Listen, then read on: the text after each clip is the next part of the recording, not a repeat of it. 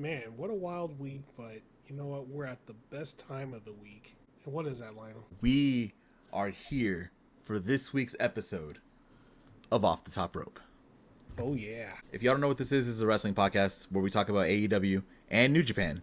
We don't get to talk about New Japan as much, but feels like we kind of have to today with Dominion, and we'll talk about that. But yeah, this is a podcast for wrestling fans by wrestling fans, so make sure you just let everybody know. Yep. And, just one thing I want to say before we get into the podcast. I know there's a lot of crazy stuff going on out there right now. Well, a lot, especially in America right now. Mm-hmm. I'm just going to say, everybody, if you're out there, you're doing the thing, be safe. Be safe out there, because there's a lot of things that can go wrong. Just be safe and make sure you're, looking out to make sure you come home all right without getting injured in any type of way or, anything happening to you. That's it. It has been a wild week, for sure. Yeah. So we're going to do what we can to lighten your minds for a couple hours, talk about this good old wrestling. Oh, yeah. The best sport on earth. Well, hold on. This might be 1B because, pro football is the best sport ever made. But if pro football wasn't there. American football, by the way, not that soccer shit. But 1B. Sorry, professional wrestling's number 2. I love professional wrestling. Yeah. But I love football. Yeah. That's what I'm saying. 1A, 1B.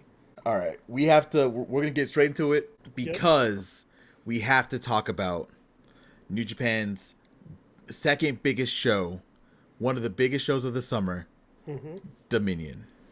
Oh, boy. Yep. I want to preface this early. Mm-hmm. Right now, we are in a spot where the non-Japanese fans and the Japanese fans are on completely separate sides of the spectrum. Whoa. Yeah. And wow. New Japan right now is focusing on the people who are paying for their tickets consistently, which are the people in Japan. Okay. So a lot of the decisions that they're making right now feel like they're more for a Japanese audience. So I think we need to really, as fans, especially New Japan fans, we can definitely not like what we don't like. That is fine. But I don't think anything's going to be changing for us for a while. Right. So I'm going to go through the card very quickly. And Proffitt, you can call out whatever you want to call out. But we're going to start immediately with the very first match of the actual card. We're not going to talk about the pre-show. Shout out Young Lions. We're not going to talk about that right now. Because this is the first match that put a lot of fans off. Okay. So it was a special 8-man tag match.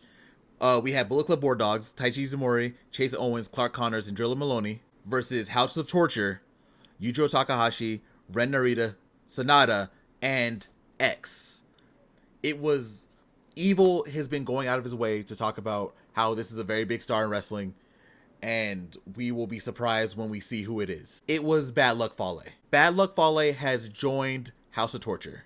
Oh, no, not Fale, man. And just to make sure everyone's on the same page, if you do not know, House of Torture is no longer part of Bullet Club.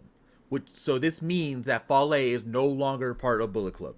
Which means now also that this is the first iteration of Bullet Club, the War Dogs, that has not had at least one original member in it. We're in a new era, and the War Dogs lost. The War Dogs lost because Chase Owens also joined House of Torture. So we were told that we were getting one new member of House of Torture. This match we got 2. Chase Owens defected also. Hit the literal ugliest low blow we have ever seen on Drilla Maloney. Almost missed it, by the way. And I think the crowd didn't even see what happened. Because the crowd normally reacts. They didn't react. And then once Chase handed the guitar back to Sanada, that's when the crowd was like, oh, Chase Owens has churned. But nobody cares about Chase Owens. Like, no offense. That's not... I don't take it, because I like Chase Owens as a wrestler. More than most people. Mm-hmm. Nobody cared. But Chase Owens and Bad Luck Fale, who, by the way, Bad Luck Fale is now going by Don Fale, have joined House of Torture, and House of Torture won this match. Very short match. Immediately, House of Torture got two new people. Feel like people were like, whatever. Like, I don't want to see Chase Owens. I don't want to see Don Fale. But at least they're with the group of a bunch of people we don't want to see. So I guess people were okay with that part. I can ask thoughts. I don't know if you have any thoughts. Do you have any thoughts on this? Man, Bad Luck Fale. Come on, man. He didn't have to go to the dark side. It's a weird choice. Not gonna lie. Just boo all around. Boo. House of Torture is just, at least for non-Japanese fans, it is a pain. And that's not even, isn't even the worst part of House of Torture on this show. But we'll go next. We have second match, our special tag match between El Phantasmo and Shota Umino versus Ryohei Oiwa and Zack Sabre Jr. I can tell you right now, Zack Sabre Jr. took the win for the team. He pinned Shota Umino, or he made Shota tap out, as he does. And there was nothing really here. It was just a nice little match, nice little tag match. Zack has some momentum going into G1. Shota does not, which put that par for the course at this point. That's really it. There's really not a lot to talk about. It was a really good match, though. Yeah. Next, a decision that I personally was not a fan of. A lot more people were a fan of this. This was Hiroshi Tanahashi's final road. For those who don't know, this is Tanahashi has pledged to wrestle every single active member of the New Japan roster this year. So he's been going through it. He's been winning some of his matches. He's been losing some of his matches. This match, it was Hiroshi Tanahashi versus Yuya Uemura. Very big spot for Yuya because people feel like Yuya might be the next Tanahashi because he has the same kind of drive, the same willpower, the same heart, all that kind of stuff. Yeah. So there is a subset of people who think Yuya is going to be the next ace. Let me tell you, Yuya lost.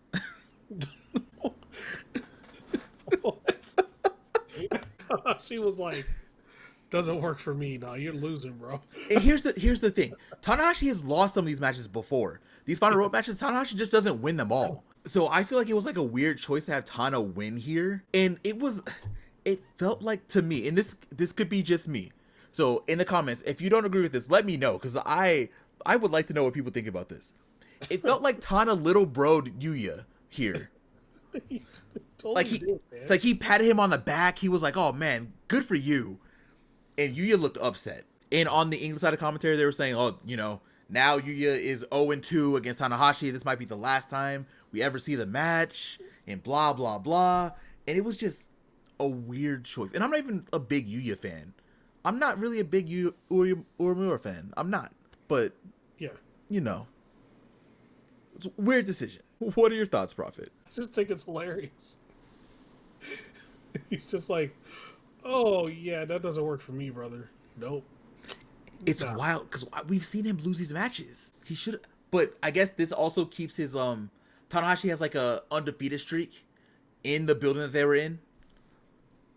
Oh, okay. So Osaka Joe, he has a really big undefeated streak. So I guess you keep that going, and we'll talk about it. Yuya will get another crack at Tanahashi eventually, but we'll get to that when we get to G1. We'll get there soon. Hopefully, it's not in that same building. He's like, I am God here. Yuya. I am God.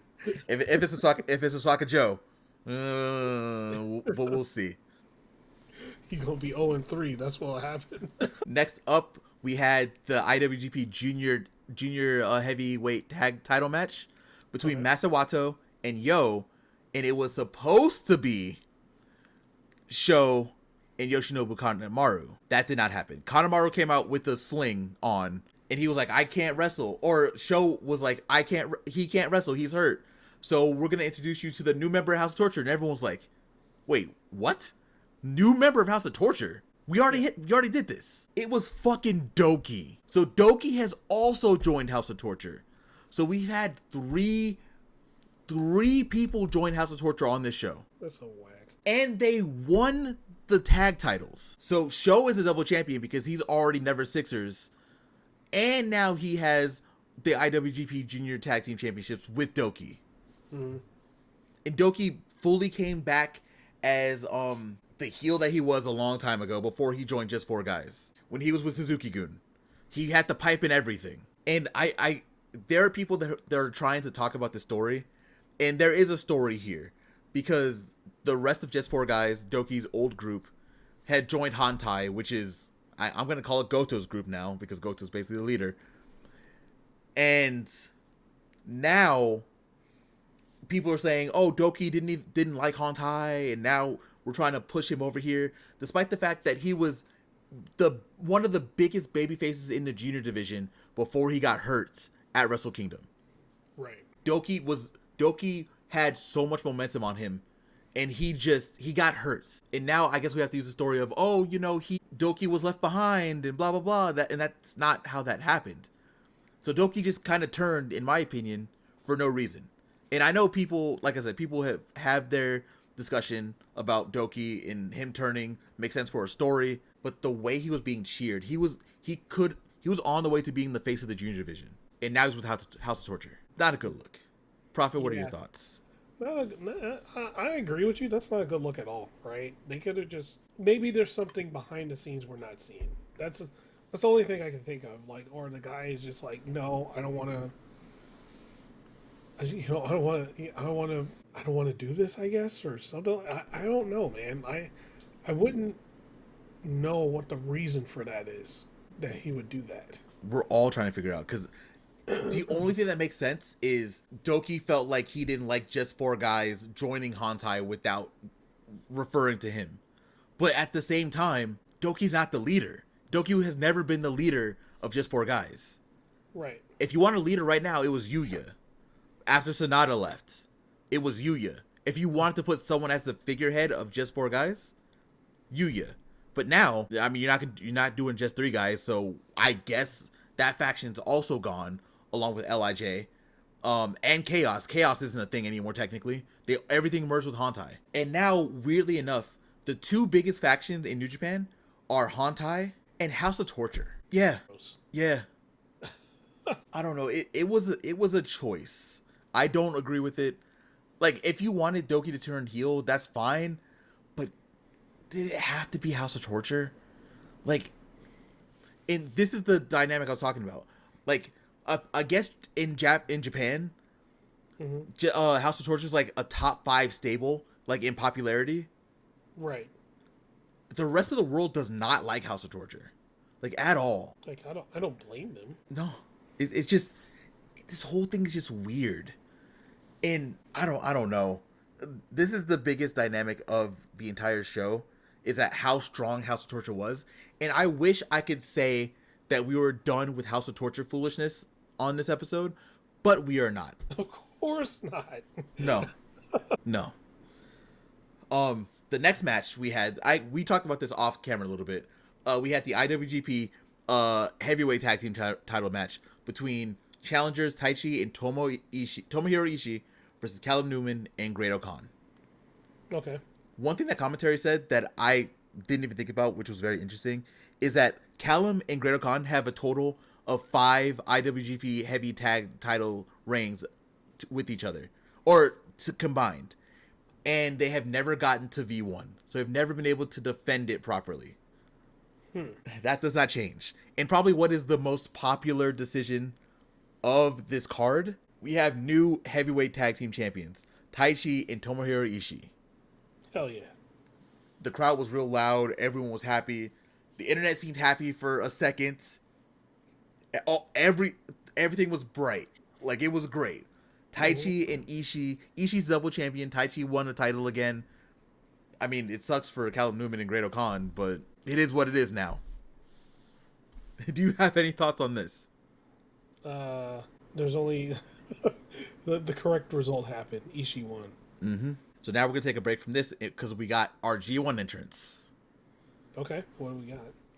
I'm going to do this real quick. A block is Hiroki Goto, Bolton Oleg, Yuya Uemura, Yota Tsuji, David Finlay, Evil, Sonata, Tanahashi, and play-in winner 1 and 2. We don't know who they are yet. Block B is El Phantasmo, Shota Umino, Shingo Takagi, Zack Sabre Jr., Great-O-Khan, Gabe Kidd, Ren Narita, Takeshita, and play-in winner 1 and 2. again, we don't know who the play-in winners are yet because we don't even know who the play-in matches are. So right now we have 16 people.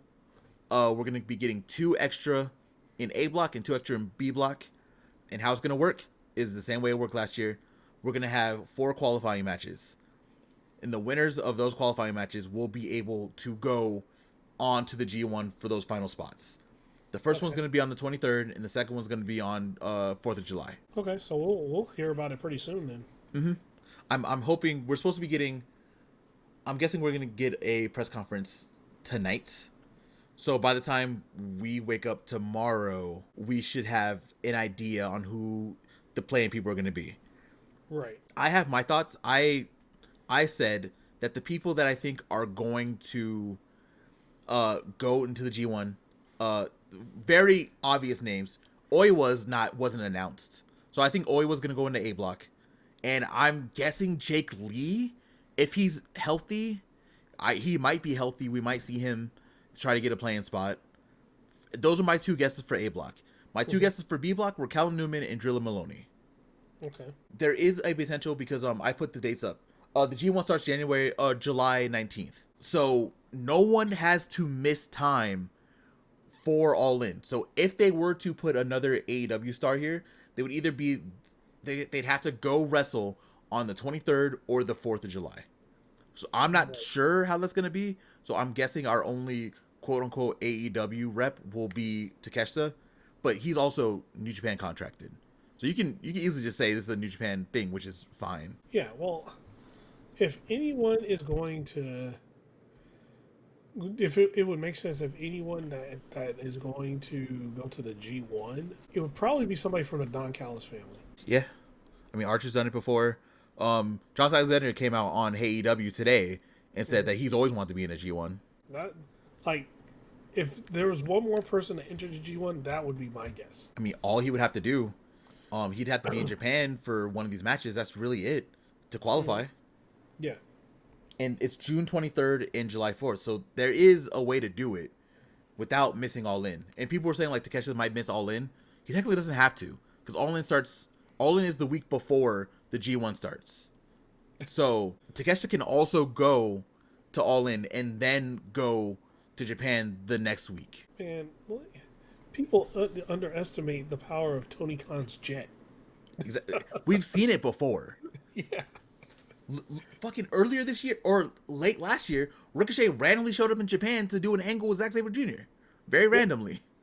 He just showed up, did the angle, came back to America, wrestled, then he went back out. So depending on if they do want another rep, there's playing spots, so it could happen. But we'll see. Do you have any thoughts on this G1 lineup? It's not a bad lineup. Not a bad lineup at all. Yeah, I would. But my only thing is like one of those spots at the end, one of those 4 spots. I feel like it would be good if it was like Josh Alexander or somebody like that that came in and just like had a hell of a G1. Either him or Brody King. Brody would be a good one too. Yeah. If you grab Brody, he can be in either slot, A or B.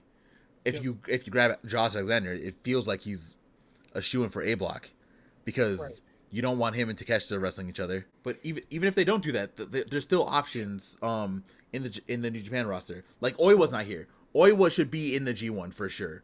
Drilla Maloney should for sure be in the G1. Those are the main 2 names that are missing in my mind. I know people are talking about, Callum's out and blah, blah. The only 2 names who are snubs currently, who are probably going to be in playing spots, Oiwa, Drilla Maloney, in my mind. Speaking to Takeshita, we talked about him earlier.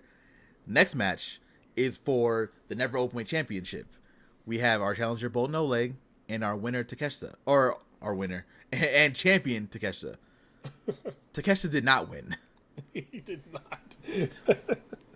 Takeshita still goes down as the winningest Never Openweight champion ever at V6. So that's still a very good accomplishment. And we're at the point now where Takeshita should be getting an IWGP, any IWGP match, right? But there are people right now calling for Takeshita to win the G1, and I'm not sure if they're gonna do that. I'm not, looking at the blocks, I don't know who's going to win. Like last year felt like Zack Sabre Jr. had to win. Like, that was the shoe-in, right? Right. We don't have that this year. There's not like one person that should win over everyone else, which I guess is a good thing. But Takeshita winning would be a good idea. If I had to put my hat on someone, if I had to put my money on someone, it'd be Tsuji. I would like Tsuji to win. That'd be a good one. Mm-hmm.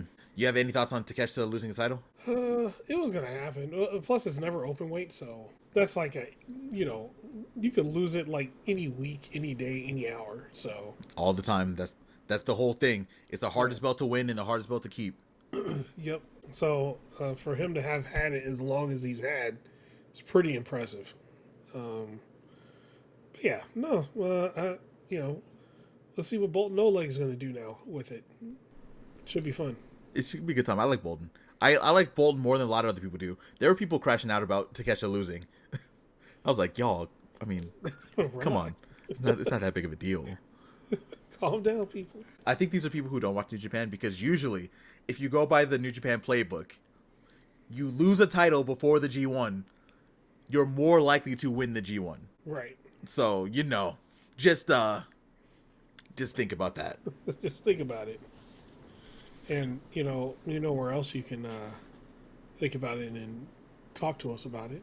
In the comments. Mm-hmm.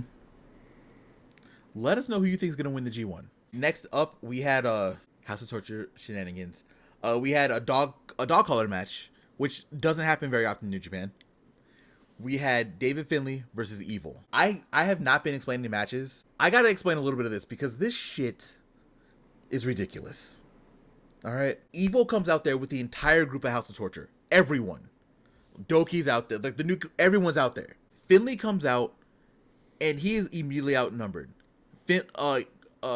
Gato comes out. Gato goes back into the back, then grabs the rest of War Dogs, which at this point, it's not a lot of people. It's Ishimori, it's Drilla Maloney, and it's Clark Connors, who've all been in matches already tonight. And the match at the beginning wasn't bad, right? Like, it was a pretty good dog collar match. I think Finlay did a lot of really interesting things with the dog collar, which was kind of nice. Some things I've never seen before. Like, he used his body to wrap Evil around on the post on it and beat him up for a little bit, which was interesting. Like, we've had a lot of good things come out of this, but it's House of Torture. Mm-hmm. Everyone got involved. They did a ref bump in the dog collar match. Of course. Then Evil took off the dog collar and beat the shit out of Finlay with the rest of House of Torture for a little while. Then they wake up the ref. They put the dog collar back on and do all this. Like, Finlay got destroyed. Like, he got his ass whooped. Finlay ended up losing by TKO after Fale splashed Finlay through a table, and it was something. Finlay goes out in the stretcher a month before the G1. The War Dogs look distraught.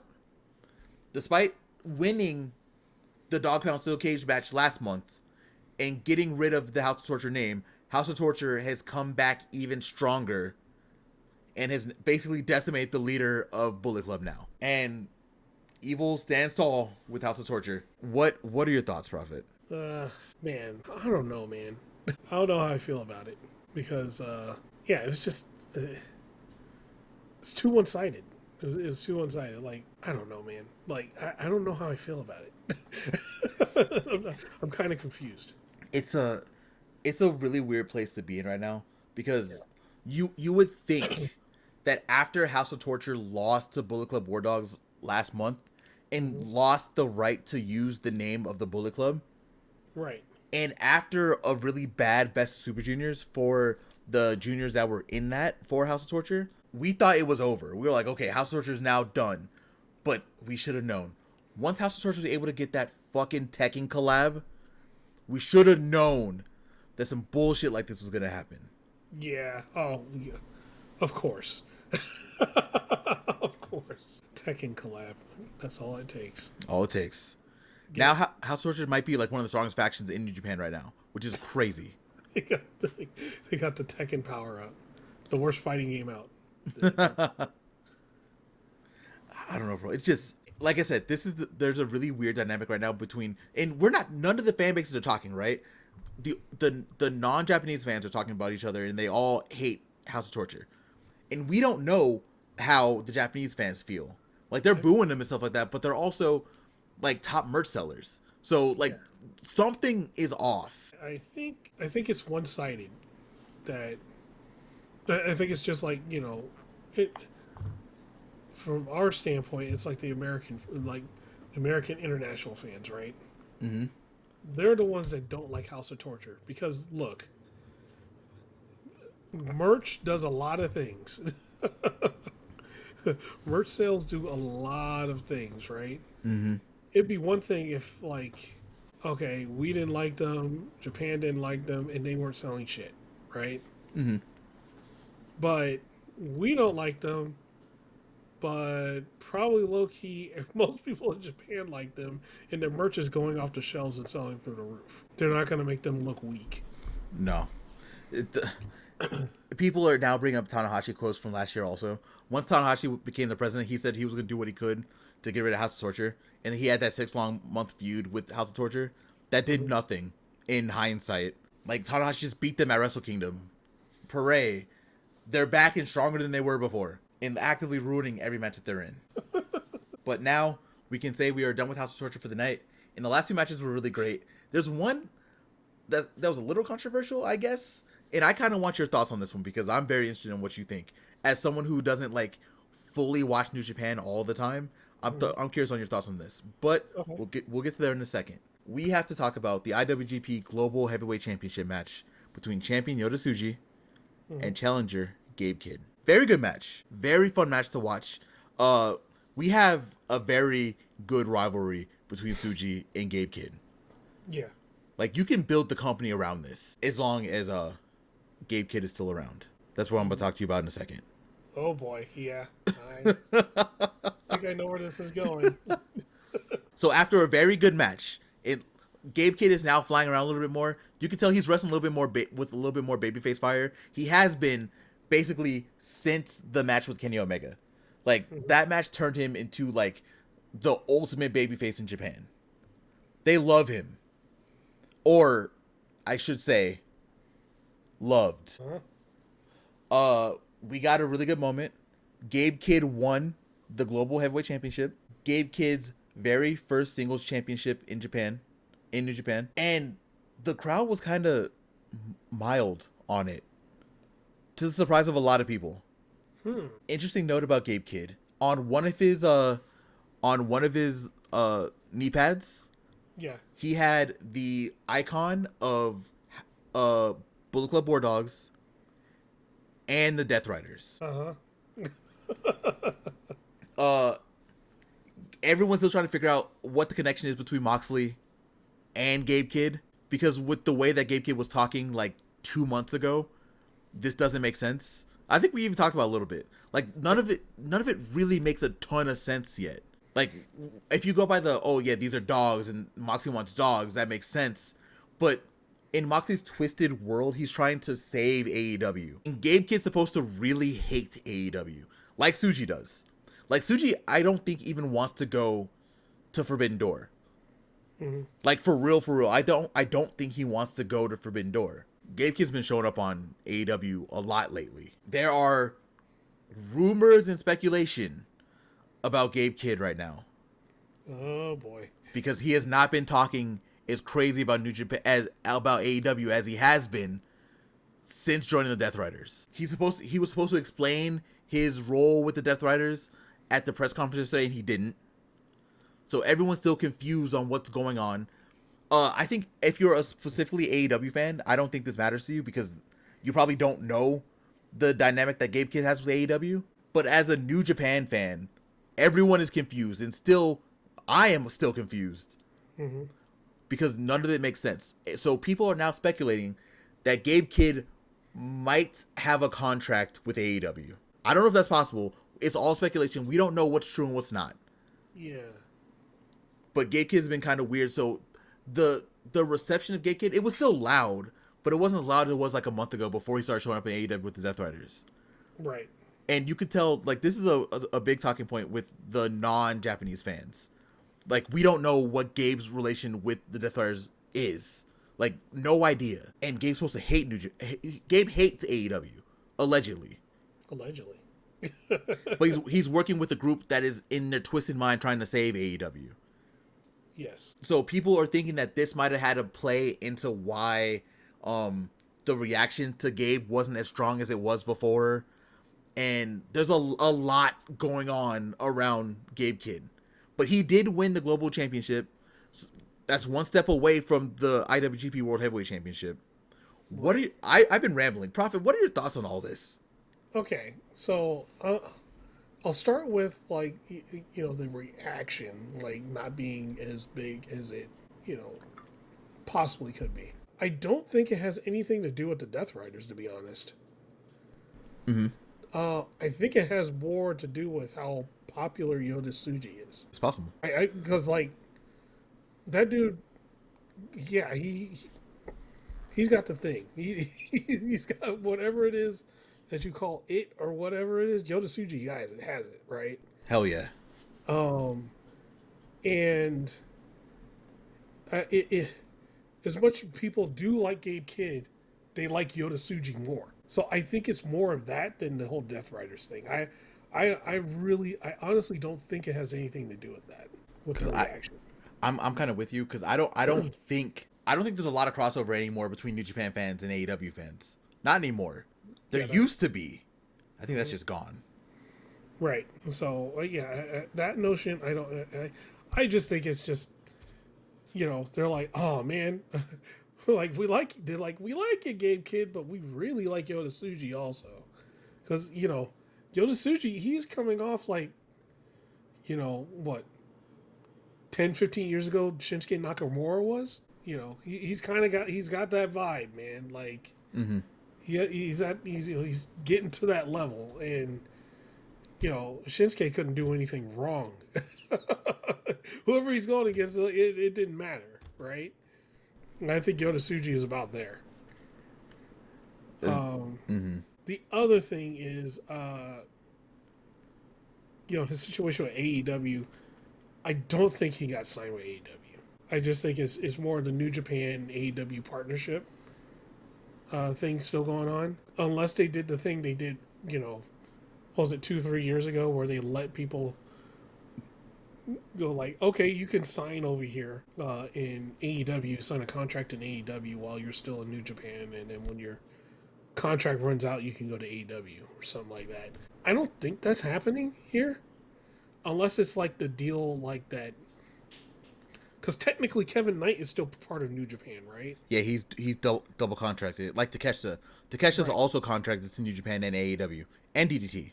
With DDT, Takeshita got 3. So. Yeah, so unless it's a deal like that where Gabe Kidd is on both. He's got a New Japan contract and he's got an AEW contract. Like a part-time AEW contract. Now, I could see that, but him fully signed with AEW? Nah, I don't think so. It's kind of like a weird situation. I think a lot of, I gotta say it's like this, like a lot of non-Japanese fans just kind of want to know what's going on with Gabe Kidd. Yeah. And I totally get that, because that is something that hasn't been explained, right? He's showing up with the Death Riders all over the place, right? Mm-hmm. We haven't had any real explanation other than Moxley saying Gabe Kidd is like one of the people he, is the type of wrestler he's looking for. That's all he said in one of his, backstage interview things or something like that. Mm-hmm. So that's all we know. We haven't heard anything from Gabe Kidd himself. It's a weird one. After this match, we got to talk about after the match. Gabe Kidd called out Tanahashi. So Gabe Kidd wants the match with Hiroshi Tanahashi for the IWGP Global Championship. We don't know when or where, but we do have another tour. There's a New Japan Soul Tour coming up pretty soon. So this is the one right before the G1. So it's possible we have it there. I don't know, but we'll see. But now Tsuji's also set up to win the G1 because he has the thing I talked about before. Usually the winner of the G1 loses their title before the G1 starts. Yes. So the two front runners, if you're going by the old way they used to book, Takeshita and Tsuji. That's not a bad. That's not a bad bunch at all. Not at all. Next up, we have our main event for the IWGP World Heavyweight Championship. Hiroki Goto, our champion, Goto Revolution, versus Shingo Takagi. If you don't know, the story about this is funny, because Shingo came out to challenge Goto, and Shingo was like, "Man, you got a belt? I don't have a belt. You have a faction? I don't have a faction. You have a wife? I don't have a wife. You have kids? I don't have kids. But one thing I'm gonna do, I'm gonna take that title." It's just funny. Shingo did not though. Shingo did not win. It was a very fantastic match though. Like, Goto is just on the run of a lifetime right now. Yeah. Also, this is Goto's V7. This is 7th defense already, which is unprecedented in New Japan. Mm-hmm. That if you want to go by like title reigns, Okada's 2-year reign, he was he got to V13 before he lost it to Kenny. And that took 2 years. Goto is about halfway there in 4 months. Jesus. He's fighting everybody. Goto said, "This is my one chance. I am wrestling everybody. Y'all can't stop me." And it's been fantastic to watch. As much as I love Shingo, I definitely wanted Goto to hold the IWGP World Heavyweight Championship going in to the G1. I think he deserves that. And I think we should go back to the old way, and the winner of the G1 should face Goto at the main event of Wrestle Kingdom. It's going to be hard because Tanahashi's also retiring this year, so we don't know how that's going to go. Yeah. And last year, Zack Sabre Jr. changed everything. He won the G1 and then wrestled for the title at King of Pro Wrestling. So, like, we don't know exactly how this is going to go. We don't know how it's going to play out, but Goto won. Goto is now at least guaranteed to go into the G1 as world champion. He'll probably have 1 or 2 more defenses, and we'll see how that goes. Goto did win, though. Very good match. Proffitt, do you have any thoughts on the main event or the show as a whole? And grade A hating by fucking Shingo. It was hilarious. It was so good. It's like, oh, you got all this shit? Well, I ain't got it, so I'm gonna take one of yours. I can see why it could be seen as a divisive show with like a lot of the stuff that happened. Mm-hmm. Yeah, it seems just hearing about it just doesn't sit right. The show doesn't sit right, and I'm not sure why. I couldn't tell you. I don't want to blame all this on all House of Torture.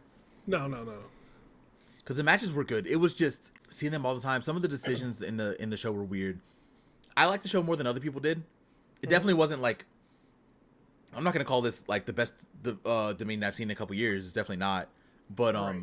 I like the show a little bit more than other people. I'm still not like the hugest fan of this show, but I think it did really well to set up going into the G1. Main thing at this point, get past the show, get to the G1. I want to see what's gonna happen in G1, because depending on who they pick to win the G1 this year, will make or break the next 6 months. Right. Because listen, I don't want to put this in the air, but they strengthened House of Torture so much. Evil's right there. Oh no! Stop yourself! Stop. Evil also pretty much has a guaranteed win because Sonata's in his block. Because we don't know how that's gonna go between Evil and Sonata now. Like, we have no idea. Finley's in his block also. Everyone in his block he's beaten, pretty much. And plus now he has all the House of Torture. The nightmare scenario is Evil winning the G1. It could happen. It could happen. It's scary, but it's possible. But overall, yeah, I thought it was a good show. Like I said, I'm not hating on it like a lot of other people did. Yeah. But it definitely was not like the best show. I'm not ranting and raving about how great the show is. Like, I'm not gonna do that. So it was like a C show. Yeah, pretty much. Which kind of sucks for Dominion, because Dominion is usually like one of the best cards of the year. But it happens sometimes. Yeah, it happens. Mm-hmm. But that's all of New Japan. Profit. We got to go into that hot 4 hours of AEW. Yeah, there was a lot. There's a lot in there. And just, yeah. Hopefully, wait, I think this coming week is in Arena, Mexico. Yeah, 2.5 hour show. 2.5 hour show. But did we get Dynamite and Collision? I think we do. I think they're taping everything. Like, you know how they did Grand Slam Australia? Oh right, they're gonna tape everything that night. Yeah, they're doing. I think they're doing Dynamite. They're doing Collision. Collision might also be 2.5 hours apparently also. And Ring of Honor. And they're doing Ring of Honor Global Wars. Yeah. So Arena Mexico might be in there for about 8 hours. I think it's gonna be 4 and 4. Whew. Give them a break and let them come back. Because I think the Ring of Honor show is gonna be on. So they're doing it Wednesday. I think the Ring of Honor show is gonna be Thursday.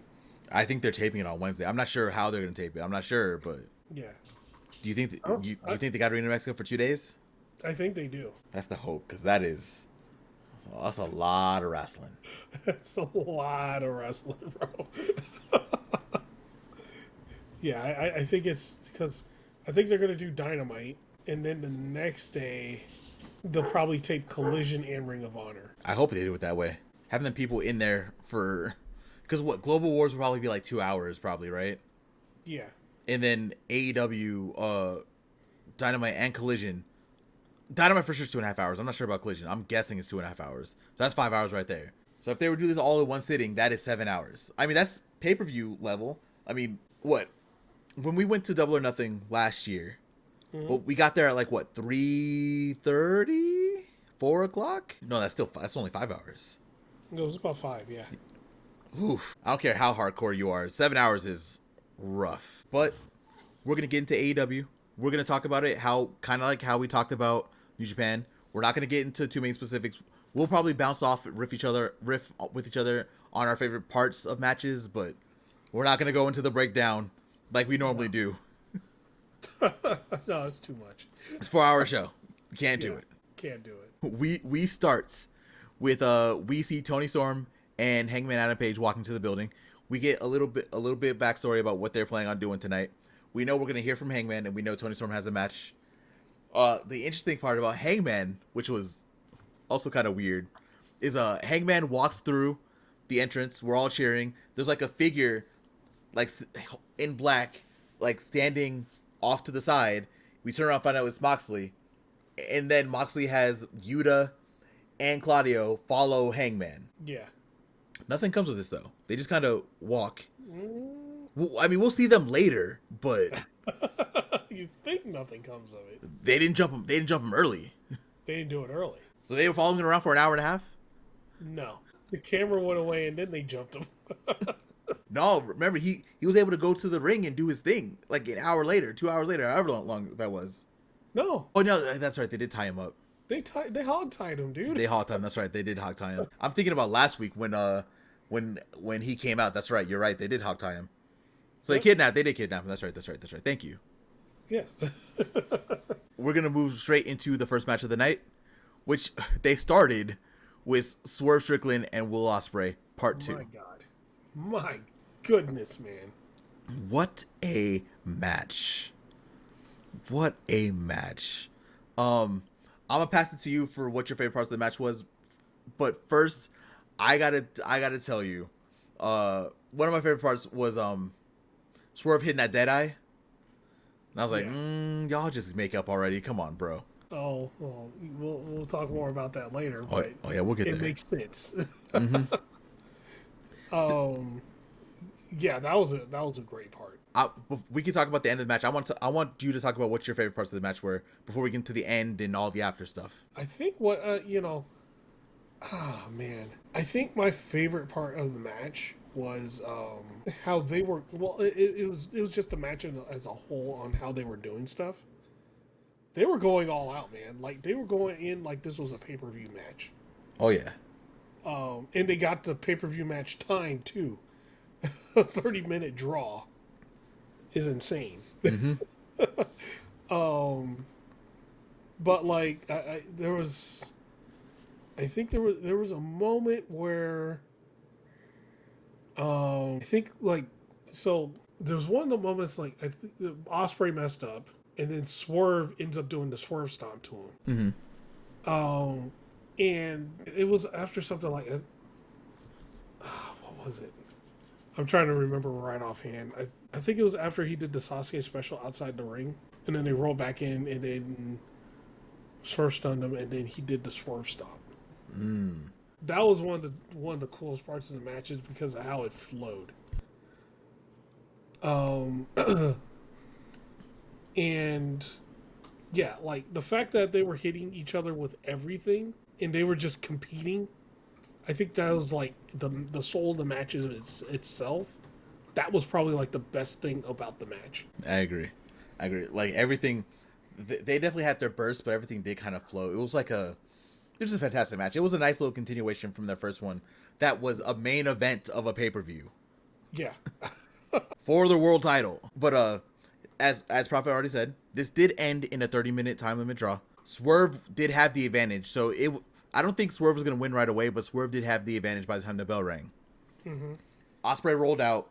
Swerve grabbed the mic. Swerve said, "Look, I know you don't want to. You want to end like this. Let's go sudden death." And Ospreay was like nodding, like, "Yeah, let's do this." While he couldn't even get up, he was like, "Yeah, let's go, let's go." But of course, House of Torture America, the Death Riders come out. God damn it!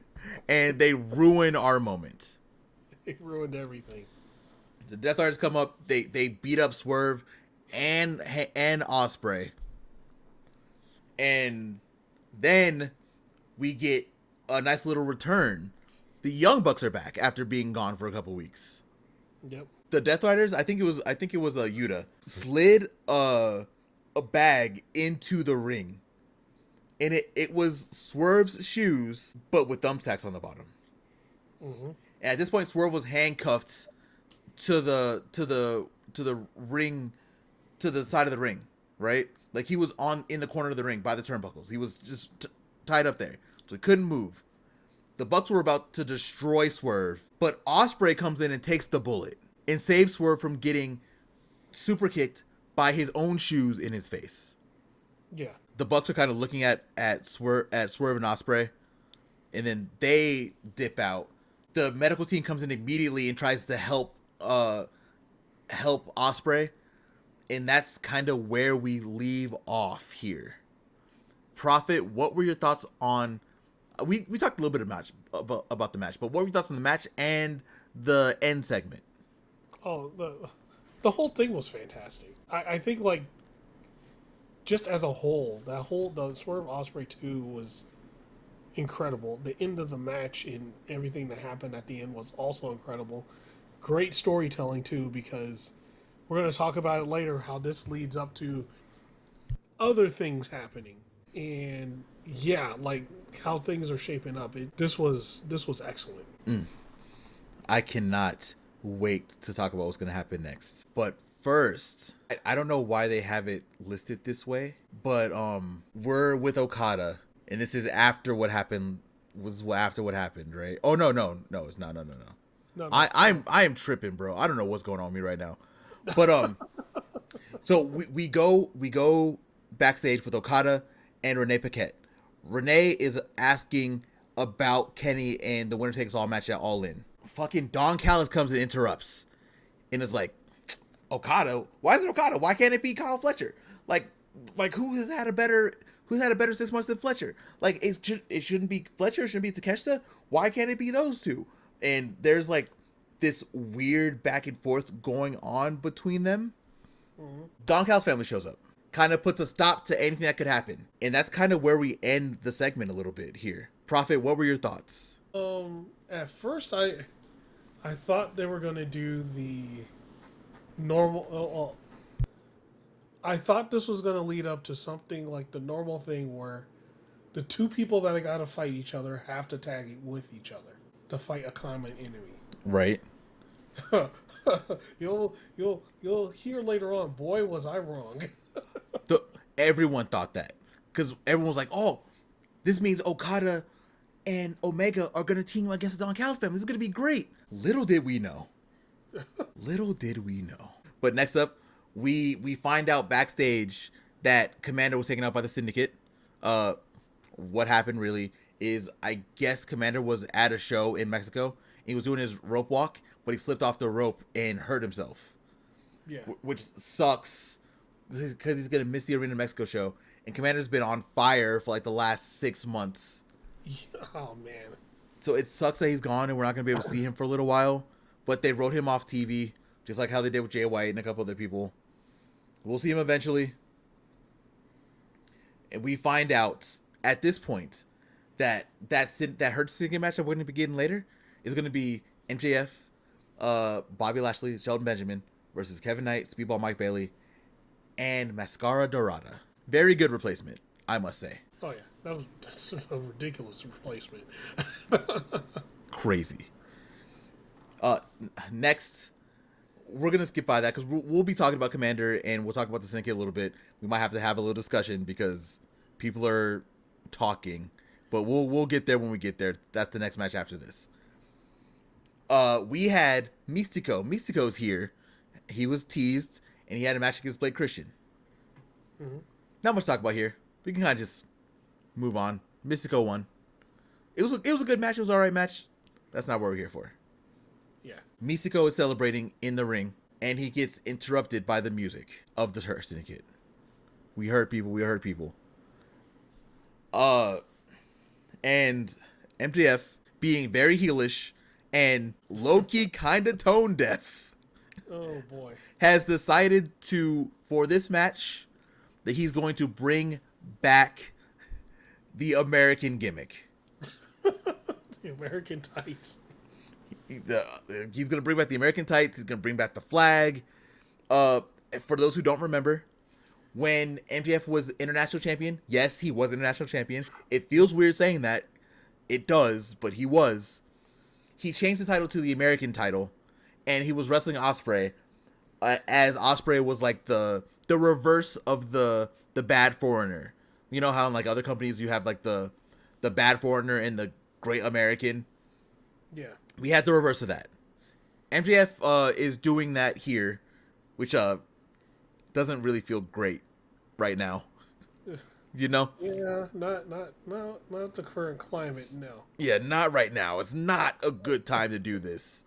Because there was... So when that flag popped up and like all the confetti and shit popped up, Bobby Lashley was like, what the fuck?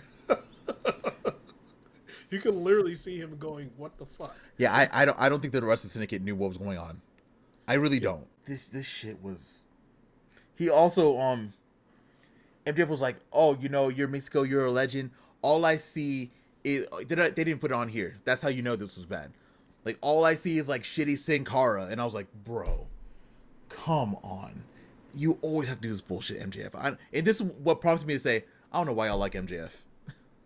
Like, I don't get it. I really don't. It is in here.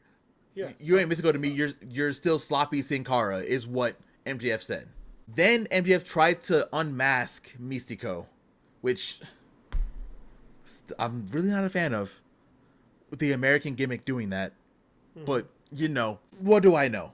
And we had Mike Bailey, Mascara Dorada, and Kevin Knight come out to save the day, which led us to our match. But before we get into the match, the trios, what were your thoughts on this last segment? Yikes. Yeah. It's just, probably could have got away with it like a couple months ago. But, right now is not a great time to do it. It just feels so tone deaf. Yeah, that one's kind of that's pretty questionable. I'll just say that. Yeah, I don't know. MJF seems to like do this stuff. It feels like the rest of the Syndicate didn't know that he was going to be doing this either. Doing this in a stable with 3 black men is also just... This is why I didn't want MJF in this fucking stable, bro. Like, MJF, he makes the Syndicate look so dumb. Just so dumb. I know y'all can't see me. I have my hand in my head, or my head in my hand right now. Like, it's all bad. Like, I can't even look at my notes. It's just annoying. Yeah, it's... I was going to say questionable. Very, very questionable. Now they're in too deep. and we got to see where it goes. Did you have to do this now with all this stuff happening? You already could have been a good enough heel without this. Right. You do not have to do the American hero thing right now. Going to Mexico. Like, you're going to Mexico and you're gonna put a big American flag down Arena Mexico with your face as the stars. I don't think that's happening. I hope not. I hope AEW isn't dumb enough to let Max do this. If you want to do the tights, fine. Do the tights. It is what it is. It's still not great, but it is what it is. You cannot do the flag in Arena Mexico on Wednesday. Absolutely cannot. But go ahead. I don't think they're doing it. God, I hope not. If I see it, bro. If he does the entrance and that fucking flag is there, I'm gonna turn my TV off. I can't hold you. Also, I'm kind of upset that MJF is the only person that gets like a singles match right away. We're getting more for sure. Like, more got announced, but the fact that he gets the one immediately against Mystico is annoying. There are more announced now, but at the time, the only singles match that we knew was MJF versus Mystico. Yeah. Anyway, I'm gonna move on because I can rant about this for a very long time, and just know this is not a right time for this. Anyway, we're going to the trios match. We had the Hurt Syndicate, MJF, Bobby Lashley, Shelton Benjamin versus Speedball, Mike Bailey, Kevin Knight, and Mascara Dorada. There was a little bit of miscommunication near the middle of the match. And I guess people also saw it. Everyone kind of saw it. Shelton Benjamin fell early, and I guess Kevin Knight wasn't actually going to drop kick him, but he jumped up like he was, and he fell. There was a weird communication between Bobby Lashley and I think it was Speedball, I believe. Mm-hmm.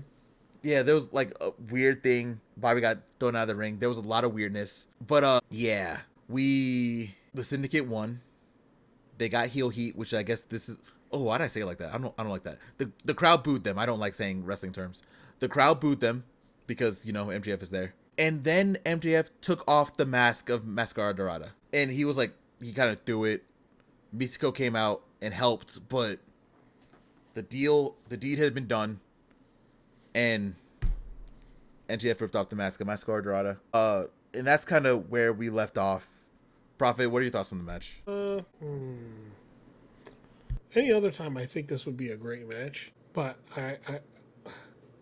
the match I would prefer is like Lashley and Shelton versus Speedball and Kevin Knight. That's a match I would have much rather had.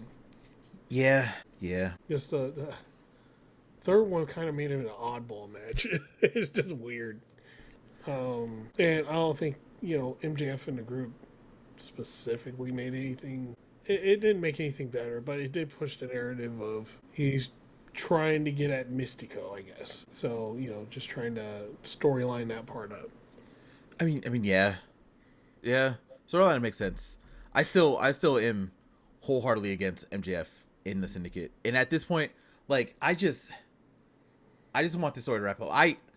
We know at some point they're gonna turn on MJF, or MJF's gonna turn on them. Let's just make this happen already. Whatever we're gonna do, just do it. Let's move on. People say that the Death Riders is their least favorite thing about AEW right now. My least favorite thing about AEW right now is MJF. Straight up. Like, right now, he's adding nothing to the show, in my opinion. And I know there are going to be a lot of MJF fans that are like, oh, you're so wrong. No, you're just an idiot. I'm sorry. Like, I know there are people who like MJF, and I think it's fine and whatever. What has MJF done to help any storyline he's been in the last 6 months? Nothing, really. Nothing. Like, He doesn't add anything to the Syndicate at all. No, he really doesn't.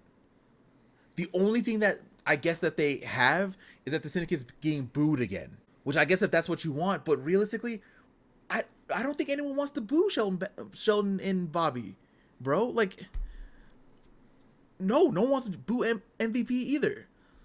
Just let them be tweeners and just move. They can still hurt people and do what they're doing. And also, like, I don't know.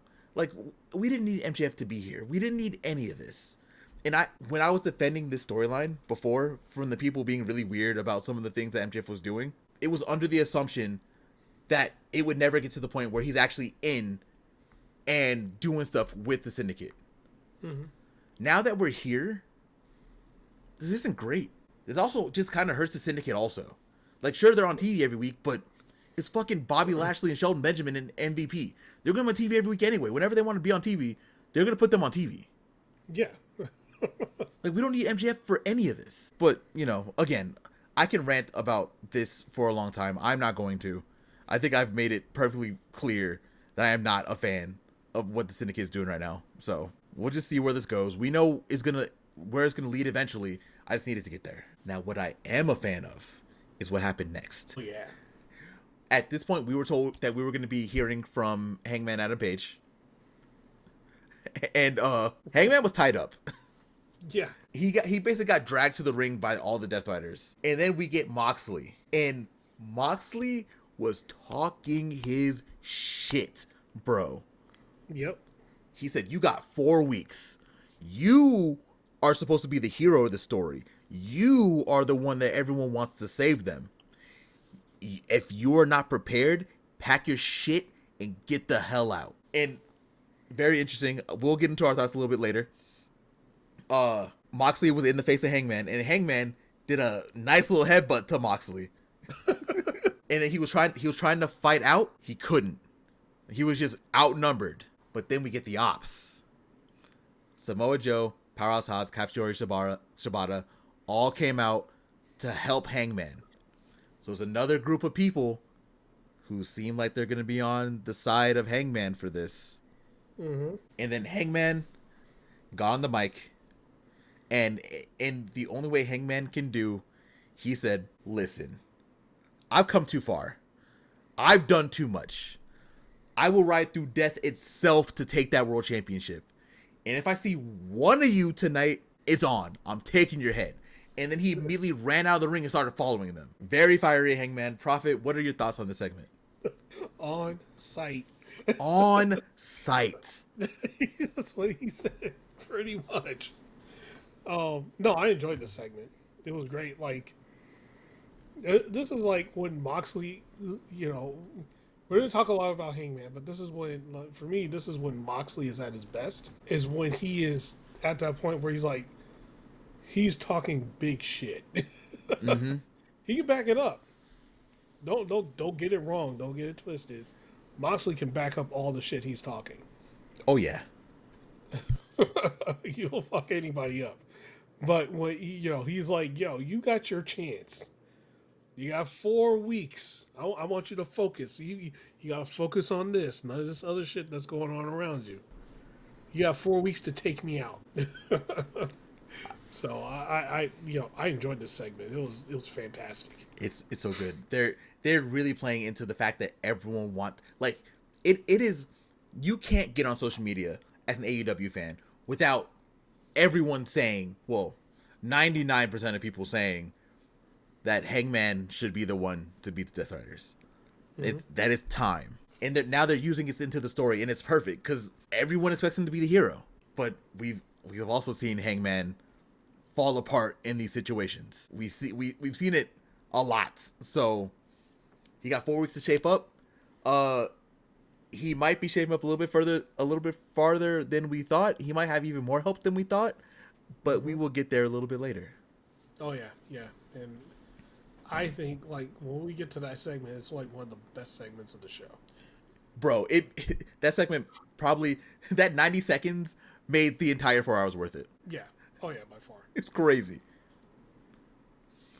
Next up, we had Anna Jay and a returning Tay Melo versus Megan Bayne and Penelope Ford. I gotta get this off my chest before we do anything. They kept on saying that this is Tay Melo's first match in 2 years. This is a layoff for 2 years, blah, blah, blah. She wrestled earlier this year in Stardom. Right. Like, she wrestled against, it was her and Mina Shirakawa versus Thekla and Athena. Very good match, too, by the way. So if you have not seen it, definitely go watch it. It was very good. She's wrestled. She just has not wrestled in AEW. No, so I had to get that off my chest. I think that's what they mean, though, in an AEW ring. Yeah, but they were just saying, oh, lay off for 2 years. I was like, No, she wrestled 6 months ago. Well, Guys. they kind of did the same thing with Kenny Omega, right? Which was also annoying. Yeah, they use the same verbiage, but it's just what they mean is they haven't wrestled that long in America in an AEW ring. They used to be better about this. They used to be better about it. But Phrasing. it in the long run doesn't really matter. It was just picking at me. Yeah. The match was a very good match. Megan Bayne was doing what Megan Bayne does, right? The entire match. And Ty came out looking fantastic as per usual. That woman can wrestle. Oh yeah. God, have I missed her seeing? I miss seeing her on AEW so much. Funny thing is, it's another one that's come back, and I think she wrestles better now than when she was in before. She looked like $1,000,000, bro. She was out there kicking. She kicked the shit out of Megan Bayne and Penelope Ford. It was so good, and you're right. She looks a lot better than she did when she left. And remember, when she left, this was before we had the podcast, and we were talking about weekly. Like, a lot of people were talking weekly about why isn't Ty wrestling? Why is she just with the Jericho Appreciation Society? Like, what's going on? Why is she not wrestling? This is before we found out she was pregnant, but you know. Yeah. You know. Actually, you know what? I think this is the case for both Tay Melo and Sky Blue. Because Tay Melo and Sky Blue, when Sky Blue got injured, it was around that weird Britt Baker time, right? Yeah. Where the women's division wasn't even close to where it is now. Mm-hmm. Like a wrestling-focused division, not this weird, I don't know. The division was weird before.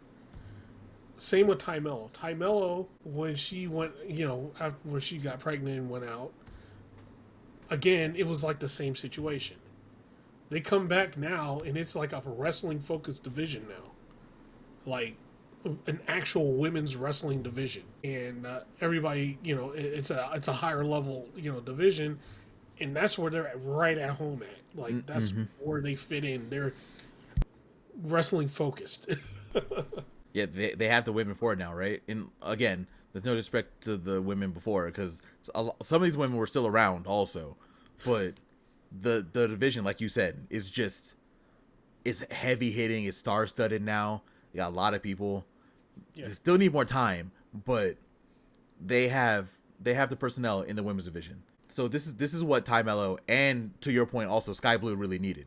They needed a wrestling based division. Yeah. And AEW has that now, which is great for them. Mm-hmm. We got Tay Melo winning the match. She was able to pin Penelope Ford for the 3 count. Megan Bayne was not happy with that, though. No.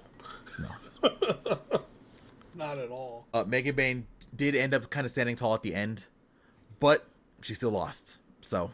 Yeah. Yeah. What are your thoughts on the match, Proffitt? It's about to be Megan Bayne everywhere again. Yeah, she's been losing a couple times lately, so we're about to see an even angrier Megan Bayne coming up. Well, it's because of Penelope Ford, but Megan Bayne hasn't taken any of those pins. No, she's only taken one. Yeah, and that's from Timeless. Yep. So, either she's gonna like beat up Penelope Ford and like kick her out, or she's just gonna go. She's gonna find Anna Jay and Tay Melo, and just take them out, by herself. But yeah, no, the match was fun. I had a good time watching that match. It was a great match. I really enjoyed it also.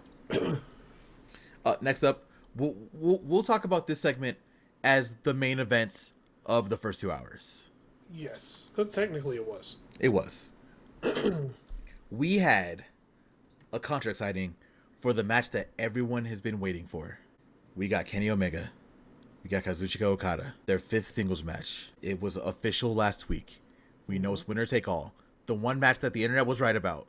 The one that we all wanted. The one that sold like 1,500 tickets. Yeah, immediately. the one that blew up the internet, asking everyone. Everyone was like, how do we watch these matches? Where do we go? What do we do? How do we do this? AEW should do this. AEW should do that. Like, people went crazy once we found out about the announcement. But we'll talk about that in a minute. Tony Schiavone's in the ring. We get Okada. We get Omega.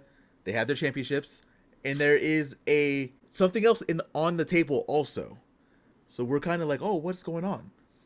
It was announced that this match is a unification match, and it will be for the new AEW Unified Championship. Yes. When everyone saw the belt, everyone was in awe. I don't think this is the first time in a long time that I haven't seen people or like, oh, this belt's really ugly. Everyone's like, oh my god, this is such a pretty belt. Yeah, the belt look awesome. Everyone's a little weird about the name. There's a reason why they can't use Intercontinental. Yeah, it's trademarks. Yeah, by fucking I'm not even gonna go there. But yeah, it's trademarked. So everyone's like, oh, why can't it be Intercontinental? It's like, yeah, the name would have made sense, right? But they can't do it. They definitely could change it from Unified though. It should be a different name. I don't know what the name of the title would be, but I don't know. There are a lot of reports that this is gonna be like a second world title and all that kind of stuff. The belt looks gorgeous, by the way. It has the side plates have Kenny doing the One Wing Angel and Okada doing the Rainmaker. They're putting so much respect on this because people don't understand. Kenny and Okada is kind of another catalyst on making AEW exist. Yeah. So it's a really important match. Kenny said, almost 7 years to the day. Let's do this one final time for everything.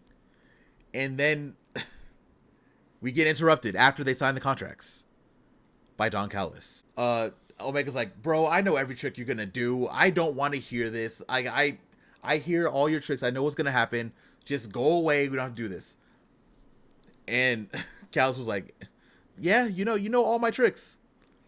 But did you know this one? And fucking Okada attacks Kenny Omega from behind. In a scene that shocked the entire wrestling world. Literally. Okada destroyed Kenny Omega. Yeah. Like, destroyed. Don Callis comes in there with a police baton. Or a baton. And they hit Omega in... People kept on calling it in the diverticulitis, which is kind of fucked up. But they kept on hitting him in the stomach. Omega got his ass beat. They brought out the stretchers. They were trying to get Okada. They were trying to get Omega up out of there. They were trying to get Okada away. Trying to get Don Callis away. But Okada broke through. Got up on the top rope while Omega was on the gurney. And hit an elbow drop from the top rope down to Omega, and Omega looked like he spilled all of the blood in his guts out. Like the blood that flew out, there was like a mist of blood, and then he threw up blood, which apparently freaked out a lot of people. A lot of people online were freaking out about it. Okada finally got booed in AEW. It only took killing Kenny Omega to do it, and working with Don Callis. Don Callis, okay, let's go. We got to get the hell out of here. So Don Callis and Okada, they run off. We find out what happens to them a little bit later. Like, they get into a car and they drive off. So we don't have to talk about that part later. But they're gone. Kenny Omega is dead, half dead. And that's where the first 2 hours ends. Proffitt, what were your thoughts? The whole contract signing was excellent, man. But one thing we didn't mention was they had a whole big video package for those that didn't know and want to be educated about the rivalry. They had a video package about the rivalry. Oh yeah, that's right. Right before this, yeah. It was like, I think it was like 5-10 minutes long. So yeah. But yeah, if Okada is with the Don Callis family, Don Callis family is a little insane right now. I am going to completely just not believe it was Don Callis' family. In my mind, how I'm going to believe this, how this is going to work for me, I believe Don Callis and Kazuchika Okada have a mutual agreement. Okada's not in the Don Callis family, because if he wasn't the Don Callis family, it would just be too much. So in my mind, I am going to pretend like everyone is wrong and he's not in Don Callis' family, And that's how I'm gonna live my life for the next 4 weeks. Okay, yeah, that's good. Mm-hmm. You know, it could be he's doing a mutual thing where, like, hey, I'll help you win Okada, but you got to give Kyle Fletcher the first shot at the title type deal. Mm-hmm. I don't know. But I feel like Okada's in the Don Callis family. He's in the what? Exactly. But no, I think this was really good. This makes this match even more different. Like, there has been a lot of talk about how different this Kenny Omega Kazuchika Okada match is going to be from the first 4. Yeah. For those who haven't watched, Proffitt, I'm pretty sure you watched all 4 already at this point. I watched all 4. Yeah. Like, the first 4 were very different matches, right? Like, Okada, at the first one, Okada was the babyface for sure. I mean, Kenny, we can pretend like he was heel, but at this point, he was already speaking Japanese. You know, the crowd loved him also. Like, he was just the crowd loved him at this point, right?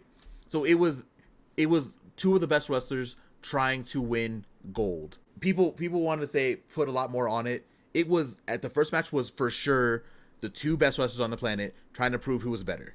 That's all it was. Like, if people want to put more on it, they can. That's not what was happening. And that's basically what the entire series of matches was. To prove who was the best. Now, we have Kenny Omega playing face. And Okada firmly playing the heel. And Okada finally will get booed. Finally. It took forever. All it took was getting with Don Callis and murdering Kenny Omega. Yeah, that's it. All I had to do. Well, I don't know why they didn't do it before, but whatever. Actually, they kind of tried, but it didn't work before either. So this is the one that really worked. Because if people don't remember, we had this gurney spot with Omega before, like what? It wasn't a year ago. It was a year ago, wasn't it? A little over, yeah. A little over, yeah. So yeah, it's working. We have a proper heel. We have a proper babyface. This match is going to be different, but it's still 2 of the best wrestlers on the planet. Yeah. So we go from that, and the transition was wild. Like, on Triller, it was kind of crazy. You see Kenny Omega kind of get rolled out, right? And then immediately Adam Cole's music hits. And the crowd, like, wants to cheer, but they kind of didn't, because they're like, we saw Kenny Omega die. Yeah. Like, I don't want to do the Adam Cole Bebe thing right now, bro. Like, I kind of don't want to, like, they did. But like, I don't want to do this right now. Their heart wasn't into that one. Like, Kenny just died, like, in front of us. Like, what are we doing? He spit up blood and everything. He just got murdered by Don Callis and Okada. But yeah, it was just kind of funny because there wasn't even 10 seconds in between it. Like, Kenny Omega rolled out, and then Adam Cole's music started almost immediately. It was hilarious.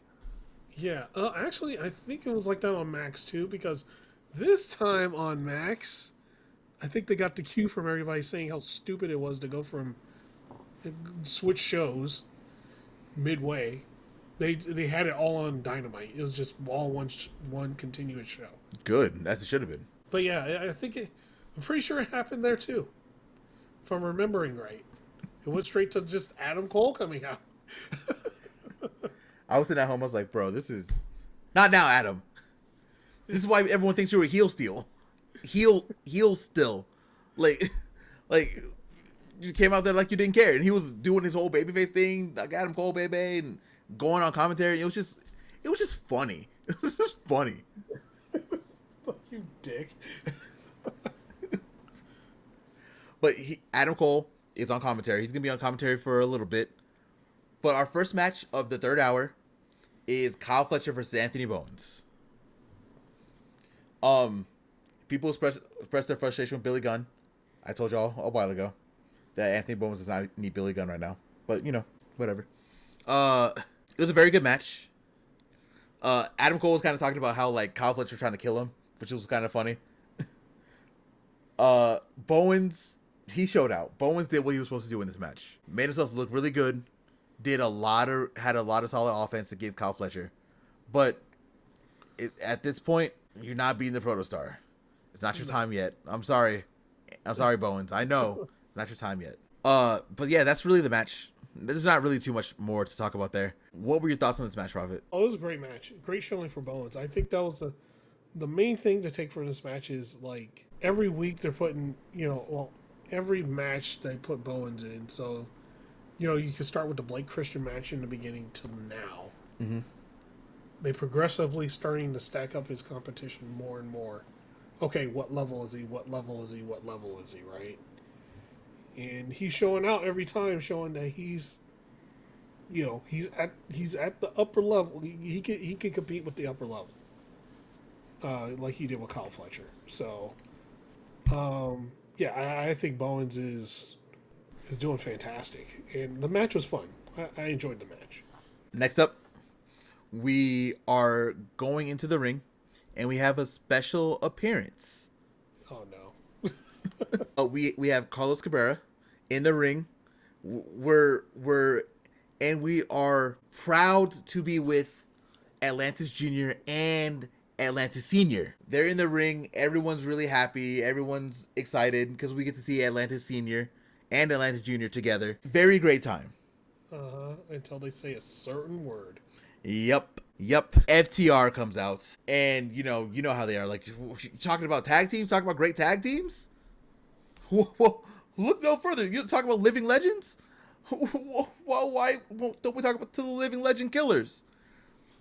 FTR continues to disrespect everyone that they're in the ring with, saying that Atlantis Sr. was washed up and nobody cared about his legacy, which was crazy.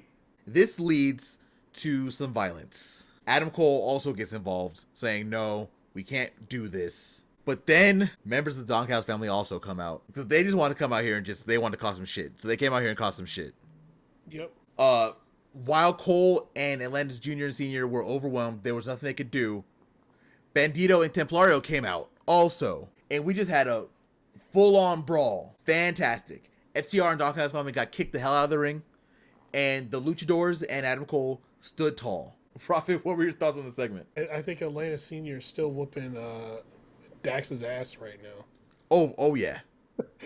He followed him outside the ring, slowly climbed over the ring guardrail and started whooping Dax's ass.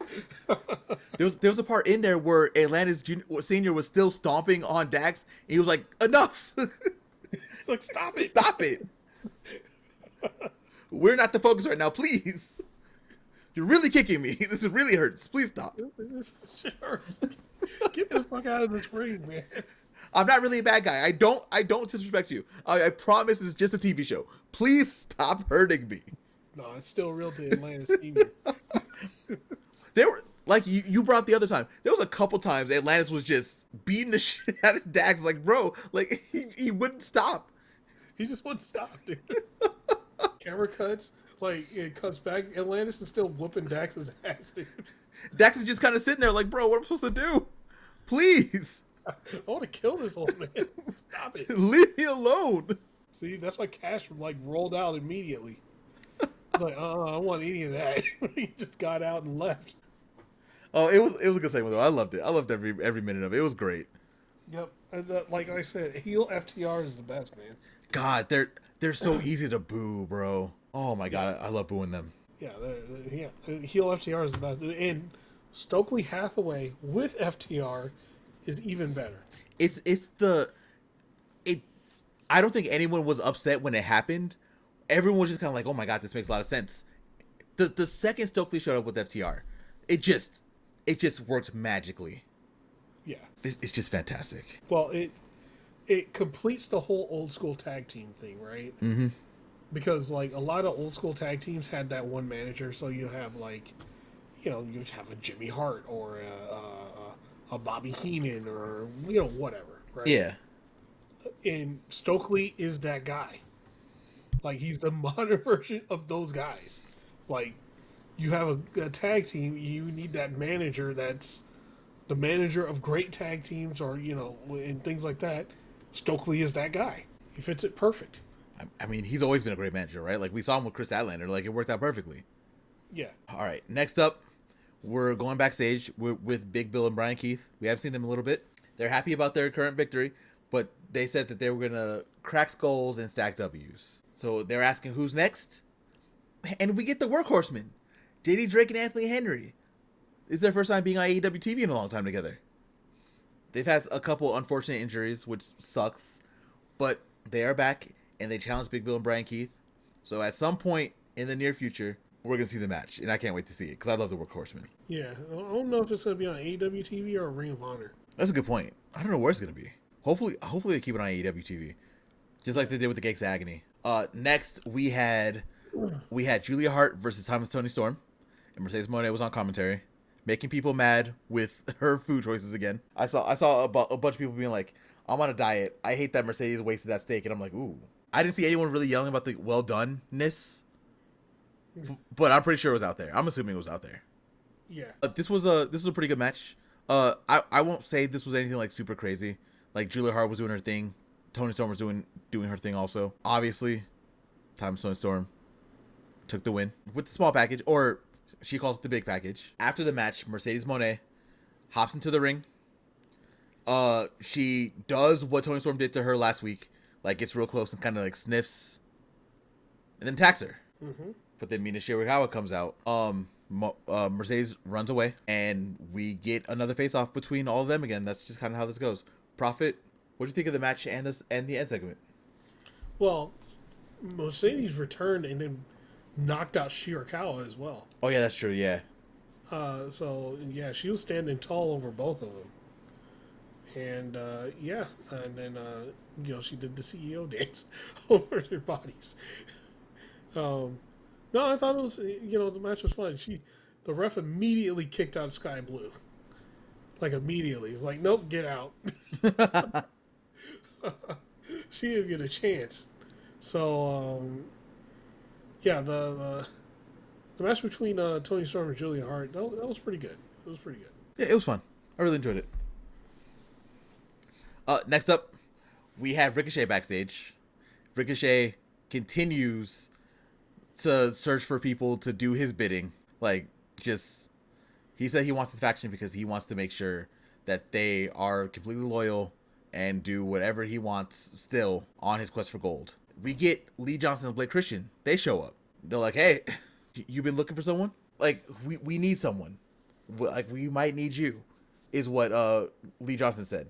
And Ricochet, being Ricochet, was like, you know what? It's pretty embarrassing to watch two grown men go out week after week and pretend to be Ricochet. It's kind of cringe. Whatever. Get out of here. And just kind of walks off. So I don't know who Ricochet's looking for, but if you wanted two loyal lapdogs, I'm pretty sure you had them. But he threw them away like trash. Well, they missed a part in that thing where he said he needs some actual athletes. Yeah, he shit on them the entire time. Yeah, he shit on them pretty bad. He's like, yeah, I'm looking for somebody that's actually an athlete. So don't be surprised like next week the premier athletes show up. That would be hilarious. That'd be hilarious. Ooh, you know who I want to show up to piss people off? Frat House. Oh, that'd be fantastic. I just want to make people mad. It'd be hilarious. I'm all for it. Let us know in the comments who you think should join Ricochet. Frat House. It should be Frat House. 100%. Next up, we had a surprised mixed trio match. We had MXM and Taya Valkyrie. Wait. I'm going to go ahead and say this shit right now. Uh-huh. Go ahead. If you guys remember what I said last week about Taya Valkyrie breaking away from Deonna Purrazzo, it totally just happened. Oh, yeah. In the exact team that I said she would join. That's all I'm going to say. It's been a while since we had one of those, huh? Yeah. So it's nice to see that we're still being listened to. So we had MXM and Taya Valkyrie versus Mark Briscoe, Tomohiro Ishii. We talked about him earlier, and Willow Nightingale. Yay, Willow. With a new jacket. Go get it. We're conglomerating. We're back. It's been a while. This was a very, very fun match to watch. Yeah. Like a lot of really fun things came out of this. We had a lot of fun. I can't really explain a lot of what's going on, to be honest, so I'm not going to. But we did get Willow hitting that Babe with the powerbomb to win the match. And we had a conglomeration victory. Very fun match. I don't think this was even announced, right? Like, this wasn't like a announced match. It just kind of happened. It just happened, yeah. We also got MXM, which is great. Like, everyone's been kind of begging to see MXM again on AEW TV. Well, they got the perfect group right there. MXM with Johnny TV and Taya Valkyrie is literally a perfect group. It is. They did it a little bit in Ring of Honor, so I'm happy they're bringing it back. Yeah. Now I need you guys. If you guys don't know, I need one more piece of this puzzle to be perfect. Go throw it out. Throw it out. We need Dalton Castle to be chasing these guys down. Just a whole feud with Dalton Castle, MXM Collection, Taya, and Johnny TV. Him going against all of them. It would be perfect. Don Castle is coming back. Yep, they put his promo up on Ring of Honor last week. Mm-hmm. And it was wacky. He came out of a spaceship. I miss Dalton Castle. I miss him a lot. Yeah, same here. Next up, we have a little vignette with Chris Statlander. Chris Statlander talking about how she is frustrated and she hates being dismissed. And like, don't ask me about Willow. Like, I tried. She's done with me. I'm done with that. There's no one like me on the roster. So why am I not good enough for anyone? So Stat's a little upset. And I guess in a surprising, not surprising way, Wheeler Yuta shows up. And I know it's not, but it feels like the first time we've heard Wheeler Yuta talk an extended period of time in a long time. In a while. Yeah. And he's like, look, I know you've had stuff. You had your issues with Willow. You left the best friends. But forget about them. You got to make your own choice. You got to do your own thing. Just think for yourself. And Wheeler Yuta's kind of looking. And then Marina Shafir shows up out of nowhere and like kind of stares down Chris Statlander. And that's really the segment. So Wheeler Yuta came out there and tries to help Chris in a very weird way. Proffitt, what were your thoughts? Oh boy. So this made me think of a lot of like scenarios that would pop up. That could pop up in the next few weeks, because Willow is still coming out and taking out what's her name, Marina Shafir. But the way this is kind of set up is Chris Statlander can be like, screw it, I'm gonna end Willow. Right? Mm-hmm. She could come out and end Willow, which leaves not Chris Statlander, but which leaves Marina Shafir to wreak all kinds of havoc. Like she always does. And I'm trying to think who would neutralize Marina Shafir other than like bringing in somebody from the outside, like an appearance, like, you never know. It could be Ospreay's wife that jumps in. Who knows? Yeah, Alex Windsor is signed. Yep. So yeah, there's a lot of possibilities that can happen.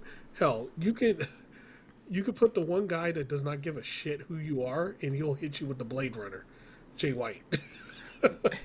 We do need Jay White to be able to do something. Like I know he's hurt right now, which is it's still really weird for Jay White to be like, I haven't seen him hurt this much ever since I've been watching him, and I've been watching him for a very long time. I do hope once he comes back we have some stuff to do with Jay White, because if there's one thing for sure, it feels like that is one of the people who needs a lot of attention in AEW. But that's a personal bias, though. I'm a really big fan of Jay White. Actually, this is going to be a lead into a whole side conversation. Uh-huh. But I think the unified title is for guys like Jay White. Ooh, go explain this.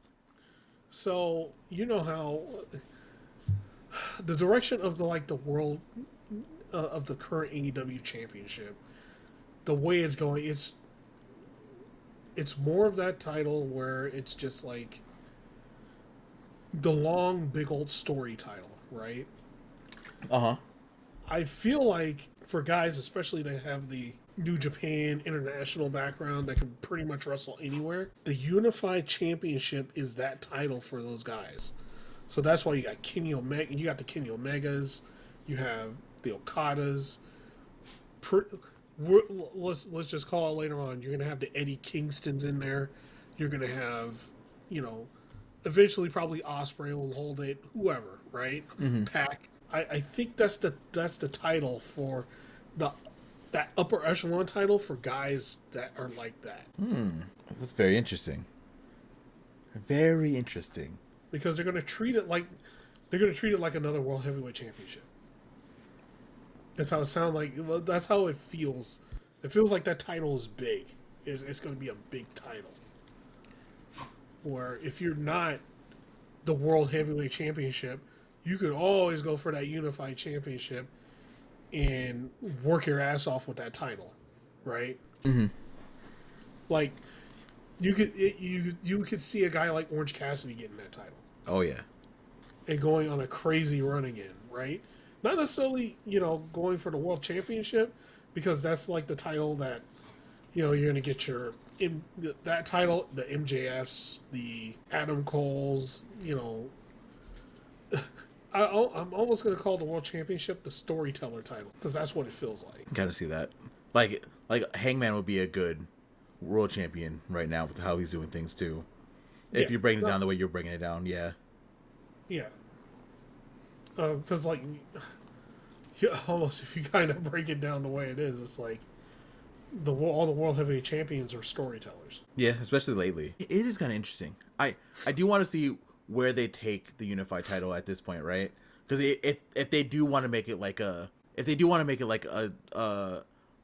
bigger version of the international championship, it's pretty easy to do, right? Especially when you put it around the right people. And starting with Okada and Omega, it's like you have an idea on what that title is. Yeah. And it's we don't know all the rules yet of it too, because it could also be the title that is, because we have the Continental Classic every year, right? Mm-hmm. Maybe they make the Continental Classic bigger, and it's a, instead of like the Continental or the Unified Champion competing in it, is more. We could say it's more like the IWGP title. Mm-hmm. Where whoever wins, then they go against the Unified Champion. That means you'd have to really stack that tournament up. If you want it to be that means it would have to be like a real G1 light. Yes. So you would have to really stack the tournament up this year, if it happens. We're not 100% sure it's going to happen. I would love it to, but if it does, you need to put the heavy hitters in there. Yeah, that's why I put the warning. We don't know the whole rules of the of that title yet. Mm-hmm. Right? Because we have the international, and it's what part of the Continental Championship are they putting into it? Right? We don't know, or is it just going to be its own thing? Right? We don't know yet. Yeah, we're probably not going to know anything until we get the match at All In, when we hear what the rules are. Right? We know for sure it's not going to be. We're not going to do Continental rules with that for sure. No, it's not going to be 20 minutes. Yeah, no, it can't. If we are going to treat it like a second world title, it can't be 20 minutes. It's probably going to be more like the international title, like a really hyped up version of that. Mm-hmm. Well, that would make sense, right? Because that you could really put like the Orange Cassidys, the Jay Whites, the Swerves, the Ospreys. You can put all of them there. Oh yeah, for sure. And then, so what this does is, because we've all been talking about the identity of the TNT title. Mm-hmm. Right? TNT title gets its own identity now. Being that, that title that is only defended on TV and, all that stuff, right? Whereas you have this big meaty title that's above that. That's like almost equal or almost equal to the World Heavyweight Championship. Yeah. It's like the upper part, whereas I know we hate using wrestling terms sometimes, but the TNT would be in its correct spot, which is the mid card. Mm-hmm. It would be like the it can go back to being the open title challenge, the open challenge title, like it was back in the day, which is where it should be. We should be seeing the TNT Championship defended like at least every other week, right? That's why I need Speedball to win that championship ASAP. Mm-hmm. But yeah, that does bring up a good point. Like the main thing, we just need to know what the rules of the Unified Championship are, and we're not gonna see Omega for a couple weeks, so we'll wait, and once we'll probably find out for real at All In. That's when we'll really find out. So it should be good. Next up we have they called this a what they called it? It was a filler match is what they call it, I believe. Like we had a little bit of time, quote unquote. So to give us a little bit of time, they gave us Bandido versus Beast Mortos. This match was insane. Yeah, all 10 minutes of it. Oh my god, they went crazy. I can't even tell you what my favorite parts of this match were, like, at all. They just were going off the rails immediately. This is the Mortos I miss. We haven't seen like this Mortos in a little while, honestly. But yeah, we got a very hard hitting battle, a very fun fight, and Bandido came out the winner. Proffitt, what were your thoughts? Oh, this was complete chaos from the beginning. It was fun.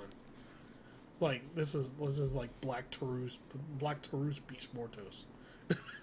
It was so good. Yeah. Next up, we are going back to the back, and we get Mercedes Mone again. Mone is talking about, I have all these titles. I go everywhere. I win titles.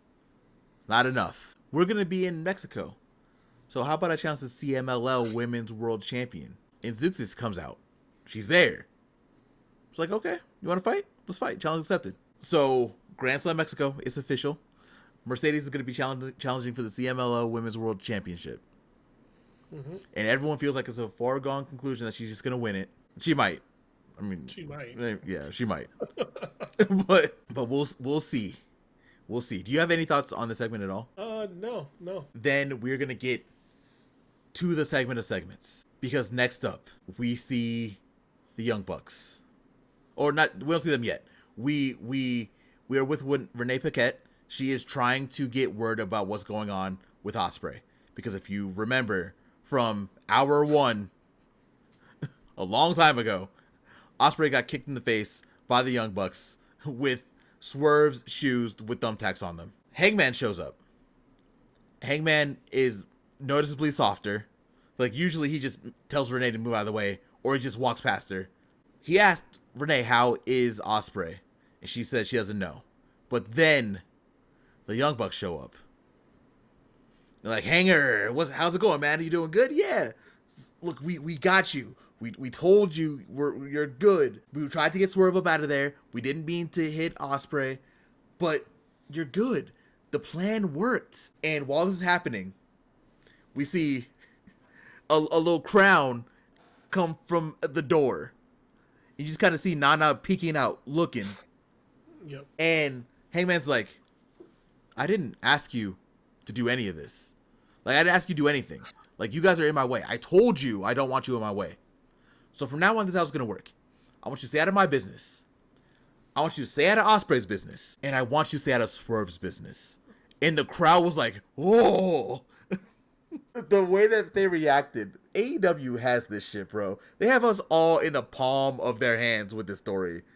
Yeah. Because all he had to do was say Swerve's business. Everyone was like, oh. And the internet blew up. They're like, oh my God, he's doing it. It's happening. Like, the crowd had a heart attack right there. Bro, it was crazy. They died. They reacted like the second coming. It was crazy. The Young Bucks, like, Hangman walks off. The Young Bucks are like, okay, whatever, walk off. And then we see it again. We see a crown peek out.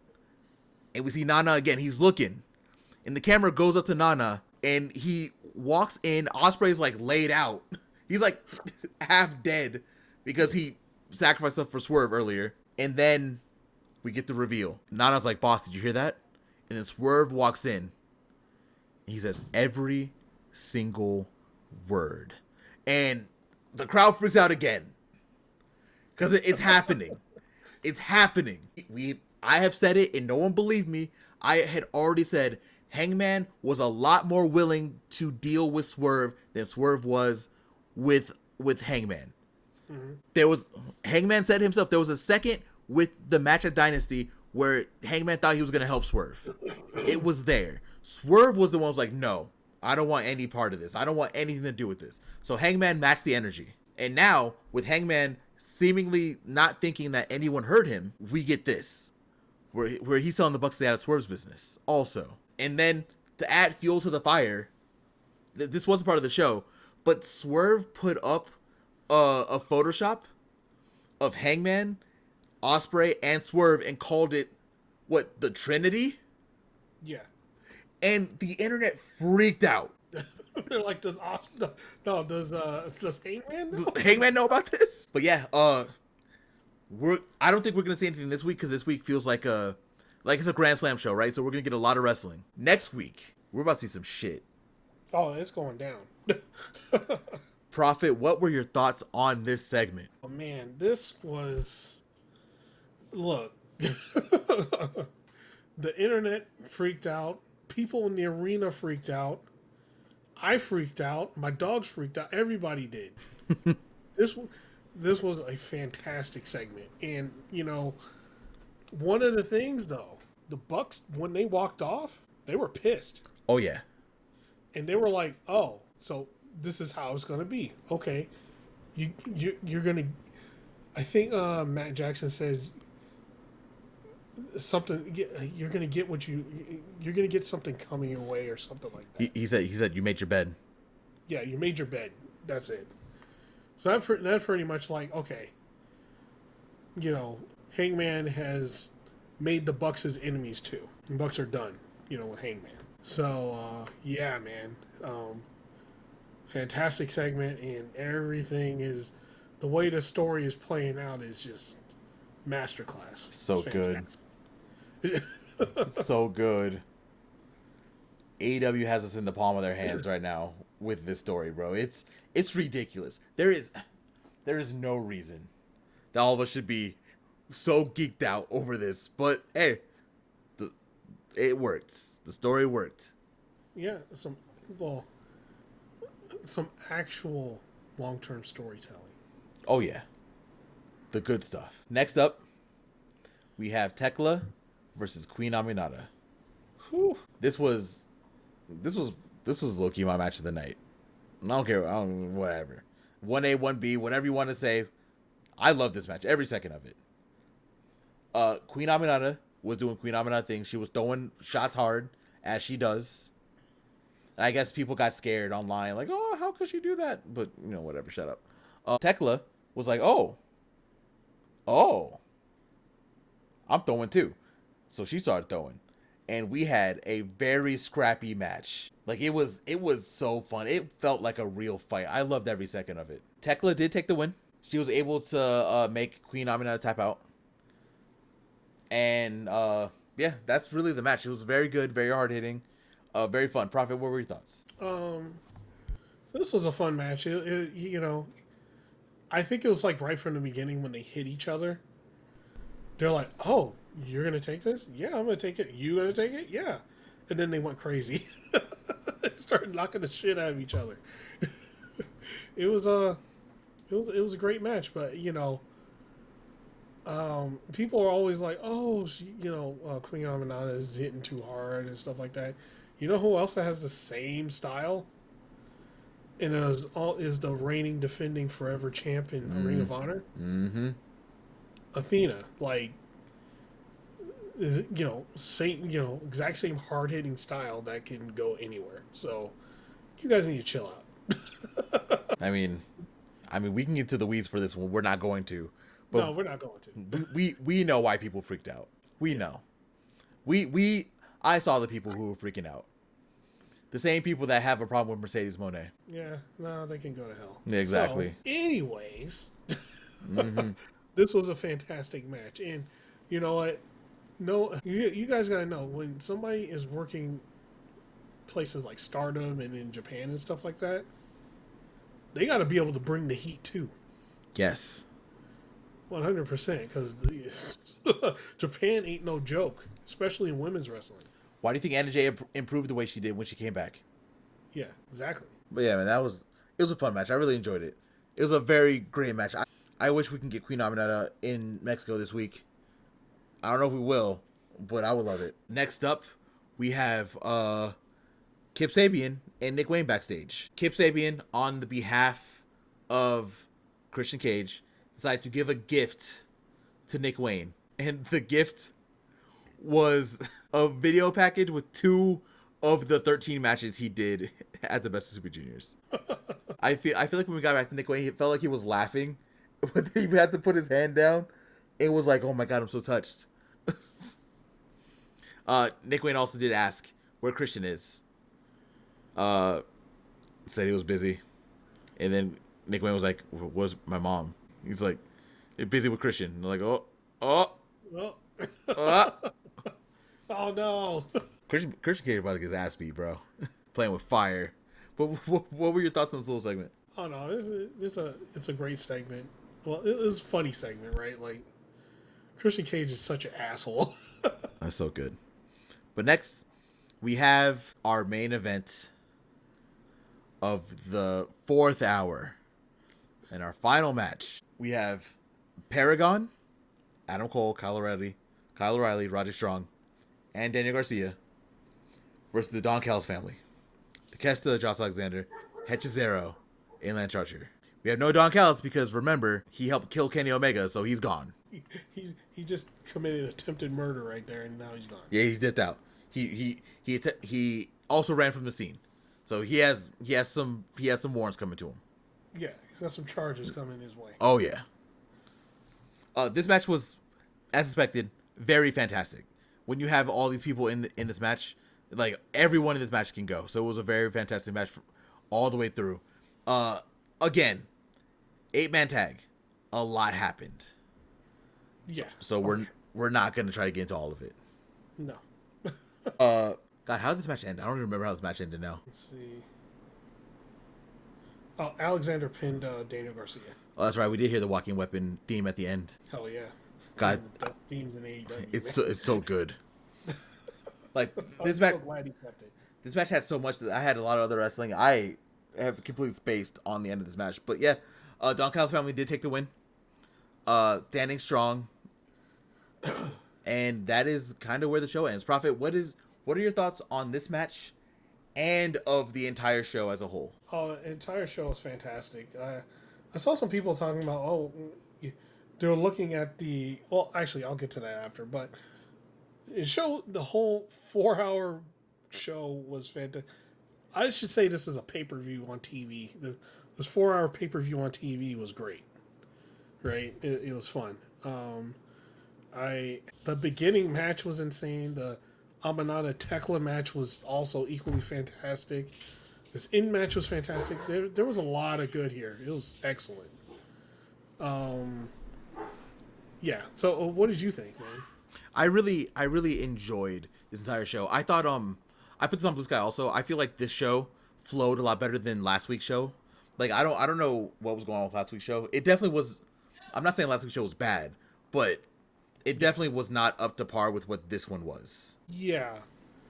Yeah, I can totally see that. Mm-hmm. But I am I'm very happy that we're going to be getting back to somewhat status quo pretty soon. Oh yeah, we're starting a little bit. They're weaning us off with a 2.5-hour show next week. And I'll take it because as long as I get a show on Saturday, or at least a second AEW show, I will take it. I need a second AEW show. If you ain't gonna give me that, you better bring back Dark or something. I need something. Yeah, like I know that y'all have to do this because you have to do this. But I am I'm not gonna be upset when this goes away for a little bit. Yeah, when the NBA playoffs are finally done. Yeah. I mean, they were gonna be done sooner, but we had an extender do his normal interference, so it might go 7. Yeah, Scott Foster did his thing. Of course he did. Yep, never fails. But yeah, overall, I think the show was really good. I had a lot of fun watching. But yeah, like I said, it's just I am very excited for what they're doing for All In. They're playing a lot of stuff. They have a lot of really good things going on. We already have our triple main event. Like the 3 matches that we have announced already are insane. So I'm very curious about how they're gonna fill around this. Yeah. They got the like the core of the show they have already. The those 3 matches are the core of that show. Oh yeah, anyone could be the main event. Anyone. Yeah. Easily. But yeah, man, do you have anything else before we wrap this one up? Yeah, my last thing I'm going to talk about is people like being weird about the tag matches in next week's show coming up. Wait, really? Yeah, people being like, oh, there's so many tag matches and things. We're 8-man tags, 16-man tags and stuff like that. Like, you do realize that's how a CMLL show or a Mexican wrestling show goes, right? They have a lot of tag matches. Yeah. So it's just, I know it's new for a lot of people, but that's how, like, if you watch a CMLL or I ain't gonna name that other company, but a CMLL or something, some traditional lucha, there's a lot of tag matches, a lot of 8-man tags, a lot of 6-man tags and things like that. I'm actually surprised. Well, I guess I shouldn't be surprised at this point. Like, No. people complain about anything. I just saw a thing. Like, we're not gonna get too far into it. But someone who is in the media for wrestling just said people on Twitter not being able to wrap their heads around a company having 2 top titles is something. So just let that sink in for a second. People will complain about anything. You just gotta ignore at this point. You gotta ignore those people because if they were really happy with what they have going on in their life, and I'm gonna say that like that, what they have going on in their life, they wouldn't be doing what they're doing. Yeah. Yeah, it's definitely a weird thing to be mad at tag matches. Also, it's a good way to get a lot of people on the card, right? Yeah. Because not anyone can wrestle in Arena Mexico. Like, I think that's the part that people don't understand. Like, it's not like other arenas in the States, right? Mm-mm.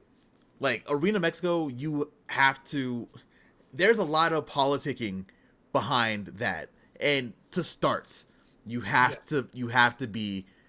CMLL has to okay it if you want to wrestle in there. You can do other events, sure, whatever. But wrestling, CMLL has to give you the okay. That's why we're not getting LFI on the show, because LFI is banned from CMLL shows.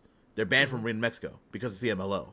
So we're not getting them on the card, right? So they want to get as many people on this card as possible because I'm guessing a lot of people have always wanted to wrestle in Arena Mexico. It's one of those arenas like the Tokyo Dome, like Madison Square Garden, right? Like, you want to wrestle in those venues. Yeah. Oh, you can pretty much say it's Mexico's Tokyo Dome. Exactly. Shit, I would love to go, but the show sold out in 2 minutes. Yeah. Good luck. Yeah, that wasn't gonna happen anyway. There's no way I would be able to go no matter what. But it would have been nice to be able to, like, pretend like I could have been able to go, but no. The second I went on to even look at the tickets, they were all gone.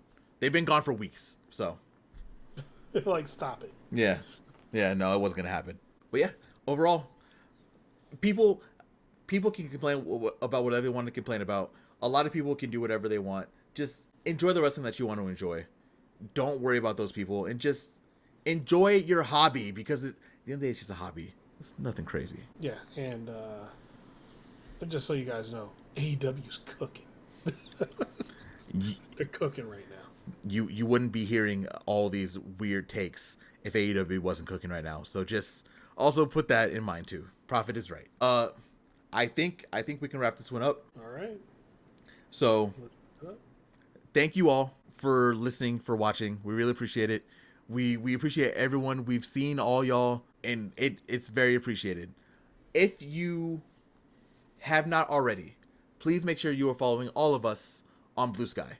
If you could follow the entire podcast channel at TAGPW Podcast on Blue Sky, you can follow Proffitt at Proffitt, PROFFITT. You can follow me at Shikoku. I never spell mine out. Don't worry about it. We talk a lot of things about there. We talk wrestling. We talk anime. We talk video games. We do a lot of things. We interact with everyone. So definitely talk to us. Let us know what you think about the show. Let us know what you think about our takes online, because some of them are kind of wild, admittedly. So definitely feel free to talk to us. Let us know what you think. Let's have a group discussion on anything. Have a good time. Also, if you are not on YouTube, if you're one of the few people that are not on YouTube currently, you can listen to us on Spotify. If you look up TAGPW podcast on Spotify, you'll be able to find this podcast Off the Top Rope on there. You'll find all of our episodes. You'll be able to listen to some back on the go. Throw them in your car. Throw them on when you're on a plane flight. When you're going to All In, you can throw us on there. You can listen to us. Our podcasts are long enough to where, depending on where you are, you can listen to one podcast in your set. So definitely make sure you download over there. Let us know what you think. Give us all the ratings. And yeah, again, thank you for listening. Proffitt, tell them about the YouTube. All right, guys. So for the YouTube, once again, if you're listening on YouTube right now, thank you very much. Don't forget to comment. Come on, you know you want them read on here.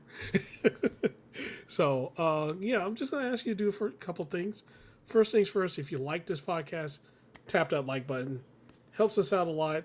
Helps us get the podcast out to more people, and people with similar taste as you that also like the podcast will start getting it and shows up in their feed and stuff. Also, comment, subscribe, hit the bell button so you can get all of our content whenever it comes out. Comment on the things that you like, didn't like, whatever. Just, hit them comments, man. And yeah, so with that, thank you very much. And we're out. Peace.